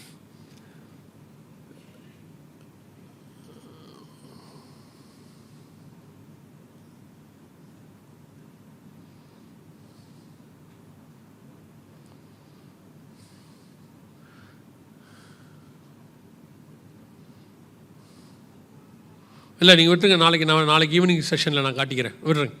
நாளைக்கு ஈவினிங் இது சம்மந்தப்பட்ட ஒன்று இருக்குது, அப்போ நாங்கள் இது பண்ணிக்கிறேன். அப்போ கவனிங்க, இப்போ வேதம் சொன்னபடியே மிக துல்லியமாக அங்கே வசனம் என்ன சொல்லுது, பூமியில் உள்ளவர்களில் கால் பங்கில் உள்ளவர்கள். இன்னைக்கு அளவுக்கு கால் பங்கு அப்படின்னா 200 கோடி பேர். ஜோ பைடன் 500 கோடி சொல்கிறார். ரஷ்ய அதிபர் மக்கள் தொகையே இருக்காதுங்கிறார். ஆனால் பைபிள் சொல்லுது கால் பங்கில் உள்ளவர்கள் அப்படின்னு இருக்கு. கால் பங்குனா கணக்கு பண்ணிக்கோங்க, 200 கோடி பேர். இல்லைங்க அதெல்லாம் நடக்காது, சும்மா அந்த மாதிரிலாம் பயமுறுத்துகிறாங்க அவங்க, அதெல்லாம் நடக்காது அப்படின்னீங்கன்னா, கொரோனாவில் எவ்வளோ பேர் செத்துருப்பாங்கன்னு நினைக்கிறீங்க? கொரோனாவில் எவ்வளோ பேர் செத்துருப்பாங்கன்னு நினைக்கிறீங்க? குறைஞ்சபட்சம் 10 கோடி பேர் செத்துருக்கணும், உலகளாவிய நான் சொல்கிறது. ஏன்னா சைனா மக்கள் தொகையில் 2வது இடத்துக்கு போயிருச்சு கொரோனா முடிஞ்ச உடனே. அவ்வளோ குழந்தை இந்தியாவில் பிறக்கலை. சைனா கொரோனா முடிஞ்ச உடனே 2வது இடத்துக்கு போயிருச்சு மக்கள் தொகையில். அப்போனா எவ்வளோ பேர் மரிச்சிருக்கணும்னு பாருங்கள், சைனாவில் மட்டும். அதே மாதிரி ஆல் ஓவர் த வேர்ல்டு. இப்போ நாங்கள் அதை சொல்லும் போது அப்படிலாம் இருக்காதுன்னாங்க. இப்போ போன வாரம் பேப்பரில் நியூஸ் கொடுத்துருக்காங்க, கொரோனாவில் மரித்த அதாவது இறந்தவர்கள் அரசாங்கம் சொன்னது 1 பங்கு தான், அதை விட 3 பங்கு ஜனங்க செத்து போயிருக்கிறாங்கன்னு கொடுத்துருக்குறாங்க. கவர்மெண்ட் சொன்னது 1 போர்ஷன் தான், அதை விட 2 மடங்கு எக்ஸ்ட்ரா, மொத்தம் 3 மடங்கு ஜனங்க மரிச்சு போயிருக்காங்கன்னு பேப்பர்லேயே வந்திருக்கு. ஸோ நமக்கு கொடுத்த கணக்கை விட இன்னும் 2 மடங்கு அதிகமாக செத்து போயிருக்கிறாங்க. ஒரே ஒரு வைரஸ் உலகம் முழுக்க இத்தனை கோடி பேர் சாவாங்கன்னா யோசிச்சு பாருங்கள். Nuclear war all over the world, 16,000 weapons இருக்குது. இது என்ன ஆகும், எங்கே போய் முடியும் என்பதை நீங்களே புரிஞ்சு கொள்ளுங்க. வேதம் சொன்ன அந்த 200 கால் பங்கில் பூமியில் உள்ளவர்களில் கால் பங்குங்கிறது இன்னைக்கு ஆரம்பிச்சிச்சுன்னா எங்கே போய் முடியும் தெரியாது. ஸோ வேதத்தின்படி இந்த 3rd வேர்ல்டு வார் ஸ்டார்ட் ஆயிடுச்சு. அடுத்த சில வருஷங்கள் நாம் இதைத்தான் பார்க்க போகிறோம். இதை ஒட்டின சம்பவங்கள் தான் நடக்கும். ஒருவேளை நீங்கள் இப்படி ஒரு குரூப் உட்காந்துருப்பாங்க, அது எல்லா இடத்துலையும் இருப்பாங்க, அதெல்லாம் நடக்காது, கர்த்தர் இரக்கமுள்ளவர், கிருபையின் தேவன், அதெல்லாம் அனுமதிக்க மாட்டார் அப்படின்னாங்க. இதே கிருபையின் காலம் 2000 வருஷமாக போயிட்டுருக்கு. ஃபர்ஸ்ட் வேர்ல்டு வார் வந்துச்சா இல்லையா? செகண்ட் வேர்ல்டு வார் வந்துச்சா இல்லையா? கொரோனா வந்துச்சா? சுனாமி வந்துச்சா? பூமி எதிர்ச்சிகள் வந்துச்சா? இதெல்லாம் எந்த காலத்தில் தான் நடந்திருக்கு? இதே கிருபையின் காலத்தில் தான் நடந்திருக்கு. அப்போ கர்த்தர் கிருபை இல்லாதவரா? இல்லை, கர்த்தர் கிருபை உள்ளவர் தான். ஆனால் இதுக்கெல்லாம் காரணம் கர்த்தர் அல்ல, மனுஷன் அவனவனுக்கு செய்கிற பாவம். சில ஜனங்க சொல்கிறாங்க கர்த்தர் அனுமதிக்க மாட்டாருன்னு. அதனால் இவங்களோட எண்ணங்கள் என்னென்னா இதெல்லாம் நடக்கவே நடக்காது அப்படின்னு. இப்போ நீங்கள் வாசிங்க, அந்த வசனத்தை முடிக்கலாம். மத்தேயு எழுதின சுவிசேஷம் 24ஆம் அதிகாரம் 6வது வசனத்தை வாசிங்க திருப்பி. யுத்தங்களையும் யுத்தங்களின் செய்திகளையும் கேள்விப்படுவீர்கள், கலங்காதபடி எச்சரிக்கையா இருங்கள். ஏன் இவைகள் இருங்க ஒரு நிமிஷம். இவ்வளத்தையும் கேட்டா நீங்க என்ன செய்யக்கூடாது? எத்தனை பேர் இவ்வளவு நாள் கலங்காம இருந்தீங்க? புரியுதா? இப்போ ஆண்டவர் என்ன சொல்றாருன்னு புரியுதா? இவ்வளவும் நீங்க கேள்விப்படுவீர்கள், ஆனால் என்ன செய்யக்கூடாது? அது எப்படிங்க கலங்காம இருக்கிறது? இவ்வளோ கரெக்டாக துல்லியமாக இருக்குது, கண்ணுக்கு முன்னாடி நடக்குது. ஆண்டவர் சொன்னது வேர்ட் பை வேர்டு நிறைவேறுது. ஒரு 3ஆம் உலக யுத்தம், பூமியில் உள்ள 1/4 பங்கு ஜனங்க சாவாங்கன்னு இருக்கு. நம்ம பைபிள் சொல்றது கூட பரவாயில்ல, தலைவர்களே அதை விட அதிகமாக சொல்லிக்கிட்டு இருக்கிறாங்க. அப்படி சொல்லும்போது கலங்காதபடிக்கு எச்சரிக்கையாக இருங்கள் அப்படின்னா என்ன அர்த்தம்? இதுதான் நீங்கள் தெரிஞ்சுக்க வேண்டிய மிக முக்கியமான விஷயம். நல்லா தெரிஞ்சுக்கொள்ளுங்க. இது எல்லாம் சபைக்கு வெளியே, அதாவது நமக்கு வெளியே நடக்க வேண்டிய சம்பவங்கள். இது எதுவுமே தேவ ஜனங்களுக்குள் வராது. இது எதுவும் ஜனங்கள் பாதிக்காது. தேவ ஜனங்களை கர்த்தர் பத்திரமாய் பாதுகாக்க வல்லமை உள்ளவராய் இருக்கிறார். அல்லேலூயா. அது எப்படிங்க சாத்தியம் அப்படின்னு கேட்டிங்கன்னா, எகிப்து முழுக்க வாதை வந்தாலும் அது இஸ்ரவேல் இருந்த கோசேன் நாட்டில் மட்டும் வரவில்லை என்று வசனம் சொல்லுது. அந்த தேவன் இன்னும் ஜீவனோடு கூட இருக்கிறார். ஏன் இயேசு பயப்படாதீங்கன்னு சொன்னாருன்னா, இதெல்லாம் நடக்கும், ஆனால் இது எதுவும் உன்னை பாதிக்காது. உங்களுக்கு தெரிஞ்ச சங்கீதம் தான், உன் பக்கத்தில் 1000 பேர் விழுந்தாலும் உன் வலது பக்கத்தில் 10000 பேர் விழுந்தாலும் அது உன்னை அவ்வளோதான் அணுகாதுன்னா அணுகாது. கர்த்தர் சொல்லிட்டாருன்னா அணுகாது. ஆனால் நீங்கள் பயந்தீங்கன்னா வரும்.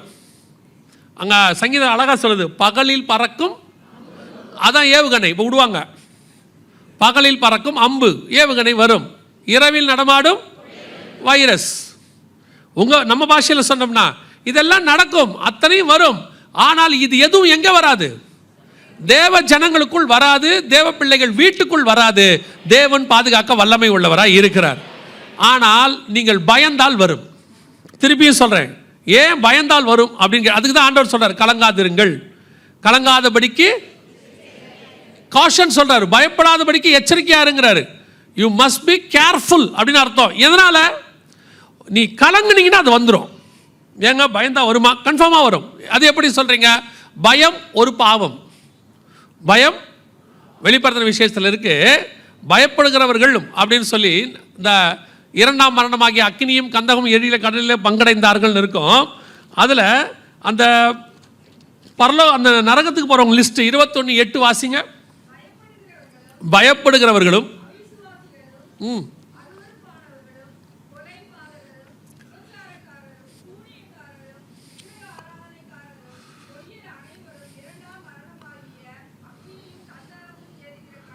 நரகத்துக்கு போறவங்க ஃபர்ஸ்ட் லிஸ்ட் யார் இருக்கா?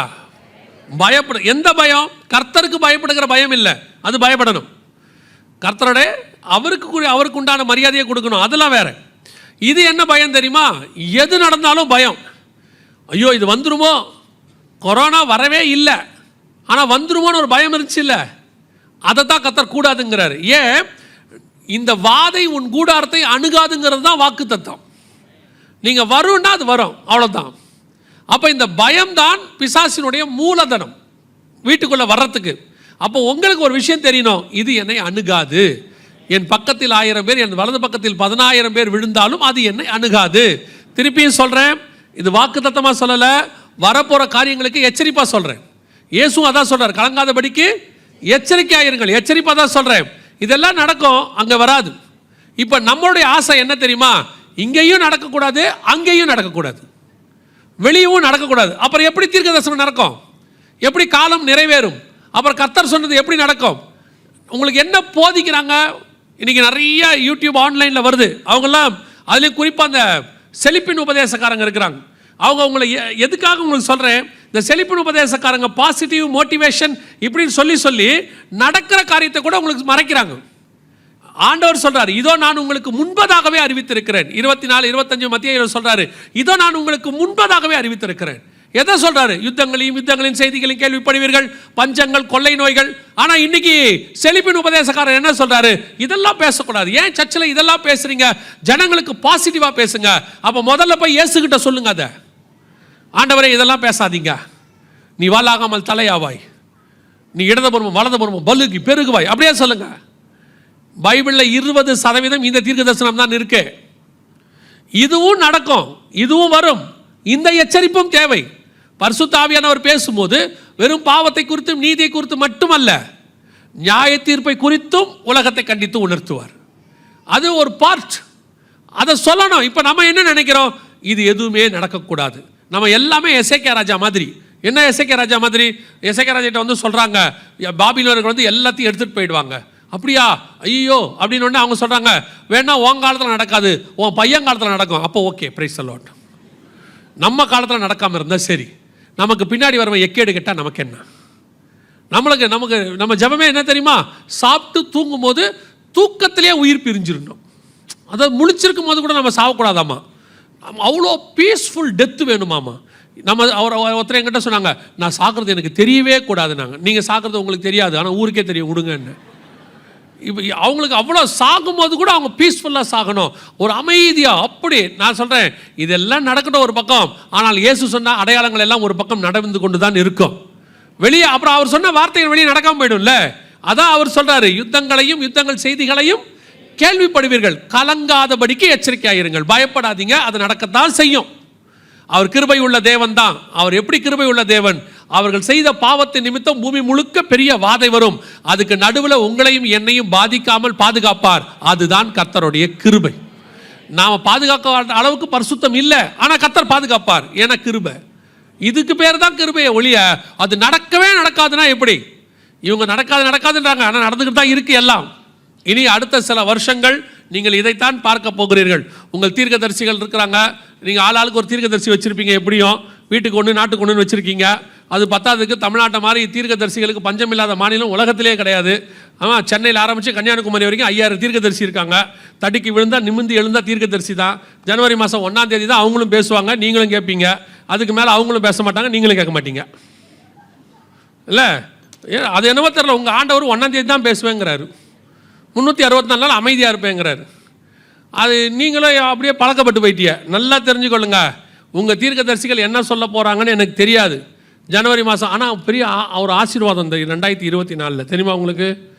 95% தீர்க்கதரிசியை காணும், எல்லாம் வாக்குத்தத்த செய்தியாக மாறிடுச்சு. முன்னாடி தீர்க்க தரிசன செய்தி நிறைய வரும். நான் நினச்சேன், இது என்னுடைய நினைப்பு என்னென்னா, இவங்க சொல்லுவாங்களா, நடக்காது. ஏன் நடக்கலைன்னு எனக்கு தெரியல ரொம்ப நாள். அப்புறமா தான் யோசித்தேன், ஆண்டவர் வெயிட் பண்ணுறாரு, நீ சொல்லு, நான் அதுக்கு ஆப்போசிட்டாக செய்கிறேன். அமெரிக்காவுக்கு ட்ரம்ப் வருவார், அப்போ இல்லை விடு. இந்தியாவுக்கு ஒரு இளம் பிரதமர் வருவார், அப்போ இல்லை விடு.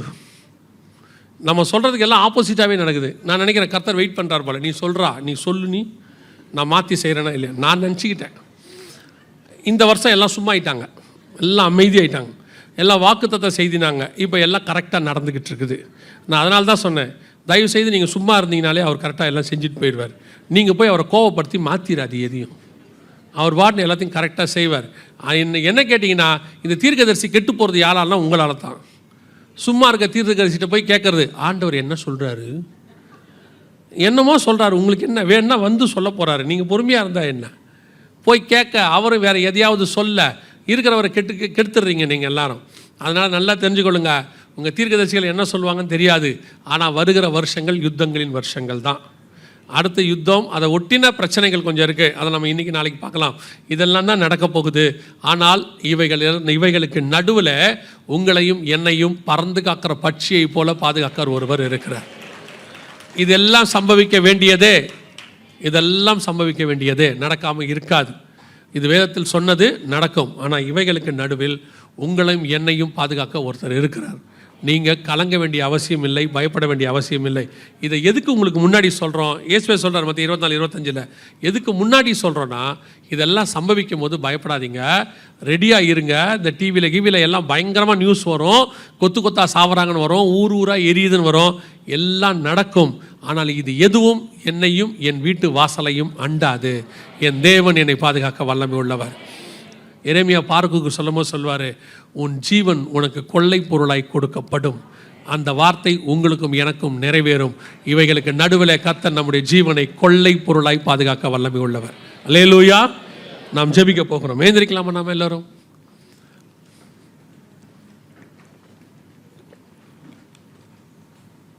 எல்லாம் கண்களை மூடுவோம்.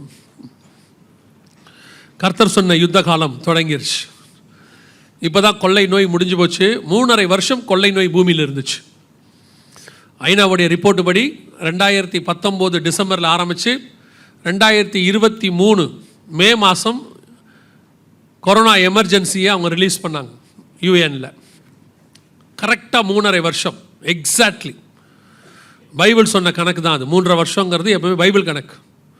இப்போ தான் ஒரு கொள்ளை நோய் 3.5 வருஷம் கடந்து போச்சு. அடுத்து யுத்தம் ஆரம்பிச்சிருக்கு. நடுவில் பஞ்சம் போய்கிட்டுருக்கு. இயேசு சொன்ன அடையாளங்களெல்லாம் நடக்குது. நாமும் அதுக்கு நடுவில் 5 வருஷமாக வாழ்ந்துக்கிட்டு தான் இருக்கிறோம். ஆனால் ஒரு கூட்டம் மட்டும் நடக்காது, இதெல்லாம் வெளில வசனம் வராது, அதில் கர்த்தர் கிருபை உள்ளவர், நடக்காது. நடந்து 5 வருஷம் ஆச்சு, அதை நம்ம கிராஸ் பண்ணி வந்துட்டோம். அவைகளுக்கு நடுவில் உங்களையும் என்னையும் பத்திரமாய் பாதுகாத்த தேவன் இனி வருகிற காலங்களிலும் பத்திரமாய் பாதுகாக்க வல்லமை உள்ளவராய் இருக்கிறார். என்ன இதுக்கு நடுவில் என்ன கர்த்தர் நம்மளை கைவிட்டார்? கைவிடலை. ஆண்டவர் நம்மளை கோழி தன் செட்டைகளுக்குள்ள குஞ்சுகளை வைத்து பாதுகாப்பது போல பத்திரமா பாதுகாத்துட்டார். எத்தனையோ கோடீஸ்வரர்கள், எத்தனையோ ராஜாக்கள், அரண்மனைக்குள்ள இருந்தவங்களெல்லாம் கொரோனா தூக்கிருச்சு. ஆனால் ஒன்றுமே இல்லாமல் இருந்த உங்களையும் என்னையும் கர்த்தர் ஜீவனோடு கூட பத்திரமா பாதுகாத்துட்டார். நாம இன்னைக்கு ஜீவனோடு கூட நிற்பது கர்த்தருடைய கிருபை. எவ்வளவு பெரிய ஸ்பெயின் நாட்டு இளவரசிக்கு கொரோனா வந்துச்சு, பிரிட்டனுடைய பிரைம் மினிஸ்டருக்கு கொரோனா வந்துச்சு. ஆனால் உங்களுக்கும் எனக்கும் கர்த்தர் கிருபையா பாதுகாத்தார். அப்படின்னா அவைகளுக்கு நடுவிலே பாதுகாத்த தேவன் இனி வரப்போகிற உபத்திரவங்களுக்கு நடுவையும் உங்களையும் என்னையும் பத்திரமாய் பாதுகாக்க வல்லமை உள்ளவராயிருக்கிறார். அது வனாந்தரம் தான், அதில் மாற்று கருத்தே கிடையாது. ஆனால் உங்களுக்கும் எனக்கும் ஒரு மேகஸ்தம்பம் இருக்கிறது. உங்களுக்கும் எனக்கும் ஒரு கண்மலை முன்னால் போய்கொண்டிருக்கிறது. உங்களுக்கும் எனக்கும் இஸ்ரவேலை காக்கிறவர் முன்னும் பின்னுமாக பாதுகாத்து கொண்டிருக்கிறார். போகிறது வனாந்தரமாக இருந்தாலும் பாதுகாப்பு பரலோகமாக இருக்கிறது.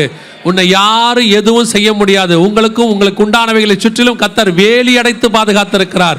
பயப்படாதபடிக்கு எச்சரிக்கையாயிருங்கள், கலங்காதபடிக்கு எச்சரிக்கையாயிருங்கள். இவைகள் எல்லாம் சம்பவிக்க வேண்டியதே. முன்பதாகவே கர்த்தர் உங்களுக்கு தெரிவிக்கிறார். சபையை நேசிக்கிறதுனால, இந்த சபையை கர்த்தர் முன்குறிச்சிருக்கிறதுனால, இத்தனை திரள் ஜனங்கள் இருக்கிறதுனால, இந்த சபை வரப்போகிறதான யுத்தத்தின் காலத்தில் கர்த்தருக்கு மலை மேல் இருக்கிற பட்டணமாக, அநேகருக்கு வெளிச்சம் கொடுக்கிற சபையாக, அநேகருக்கு அடைக்கல பட்டணமாக, அநேகரை போதிக்கிற போஷிக்கிற சபையாக மாறணும். அதுக்கு தான் கர்த்தர் ஆயத்தம் பண்றார். சபையை இப்பவே ஆயத்தம் பண்ண தொடங்குங்க. சபைக்குள்ள விசுவாச செய்தியை கேளுங்க. உபத்திரவங்களுக்கு நடுவில் ஜீவிப்பது எப்படின்ற செய்தியை கேளுங்க. கர்த்தர் எப்படி பாதுகாப்பாருங்கிறத படிங்க. வேதத்தில் எல்லாத்தையும் கர்த்தர் கொடுத்து வச்சிருக்கிறார். ஆசீர்வாதம் ஆசீர்வாதம், உலக ஆசீர்வாதத்துக்கு பின்னாடி ஓடாதீங்க. உண்மையான ஆசீர்வாதம் வந்து கொண்டிருக்கிறது. மத்திய ஆகாயத்திலே அது தோன்றும். நித்திய ஜீவனோடு கூட கர்த்தர் வருகிறார். மீட்கப்பட்டவர்கள் அவரோடு கூட புதுப்பாட்டை பாடி சீயோன் மலையிலே காணப்படுகிற காலம் நெருங்கிடுச்சு. ஒப்பு கொடுப்போமா தேவ சமூகத்தில்? ஆண்டவர் வேலி அடைத்து பாதுகாக்க வல்லமை உள்ளவர். எல்லாம் ஒருமனப்பட்டு கரங்களை ஆண்டவருக்கு நேராக உயர்த்தி, ஆண்டவரே, என்னையும் என் குடும்பத்தையும் எனக்கு உண்டானவைகளையும் உம்முடைய கரத்தில் தாழ்த்தி ஒப்பு கொடுக்கிறோம். எங்களை வேலையடைச்சு பாதுகாத்துக் கொள்ளுங்கப்பா. ஒப்பு கொடுப்போமா? சர்வ வல்லமையுள்ள எங்கள் தகப்பனே, இந்த அருமையான 2ஆம் நாளுக்காக, காலை வேளைக்காக ஸ்தோத்திரம். கிருபையுள்ள கரத்தில் எங்களை தாழ்த்துகிறோம். நீர் வரும் அளவும் நாங்கள் பத்திரமாய், ஆண்டவரே, உம்முடைய வசனத்தை பிடித்து கொண்டு உமக்கு முன்பாக நிற்க பாத்திரவர்களாக இருக்கும்படிக்கு ஒவ்வொரு நாளும் விழித்திருந்து ஜெபம் பண்ண கர்த்தர் கிருபை பாராட்டுங்கப்பா. எங்களுக்குள்ள இருக்கிற இந்த விசுவாச வார்த்தைகளை பிசாசானவன் பொறுக்கி போட்டு விடாதபடிக்கு நல்ல நிலத்தில் விழுந்த விதையாக 30, 60, 100 பலன் கொடுக்கத்தக்கதாக நாங்கள் உமக்குண்டே வேரூன்றினவர்களாக ஜீவ விருட்சமாக வளர கர்த்தர் கிருபை பாராட்டுங்க. ஆண்டவரே, எங்களை சுற்றிலும் 1000 பேர் 10000 பேர் விழுந்தாலும் நீர் அதை எங்களை அணுகாது என்று நாங்கள் அறிந்திருக்கிறோம். இஸ்ரவேலை காக்கிறவர் எங்களோடு கூட இருக்கிறீர் என்று நாங்கள் புரிந்திருக்கிறோம். வழி நடத்தும், ஆசீர்வதியும். வருகை தாமதிக்குமானால் மாலை வேளையில் சந்திக்க கிருபை தாரும். எங்கள் ஆண்டவர் இயேசு கிறிஸ்துவின் நாமத்தில் ஒப்பு கொடுத்து ஜெபிக்கிறோம். ஜீவனுள்ள நல்ல பிதாவே.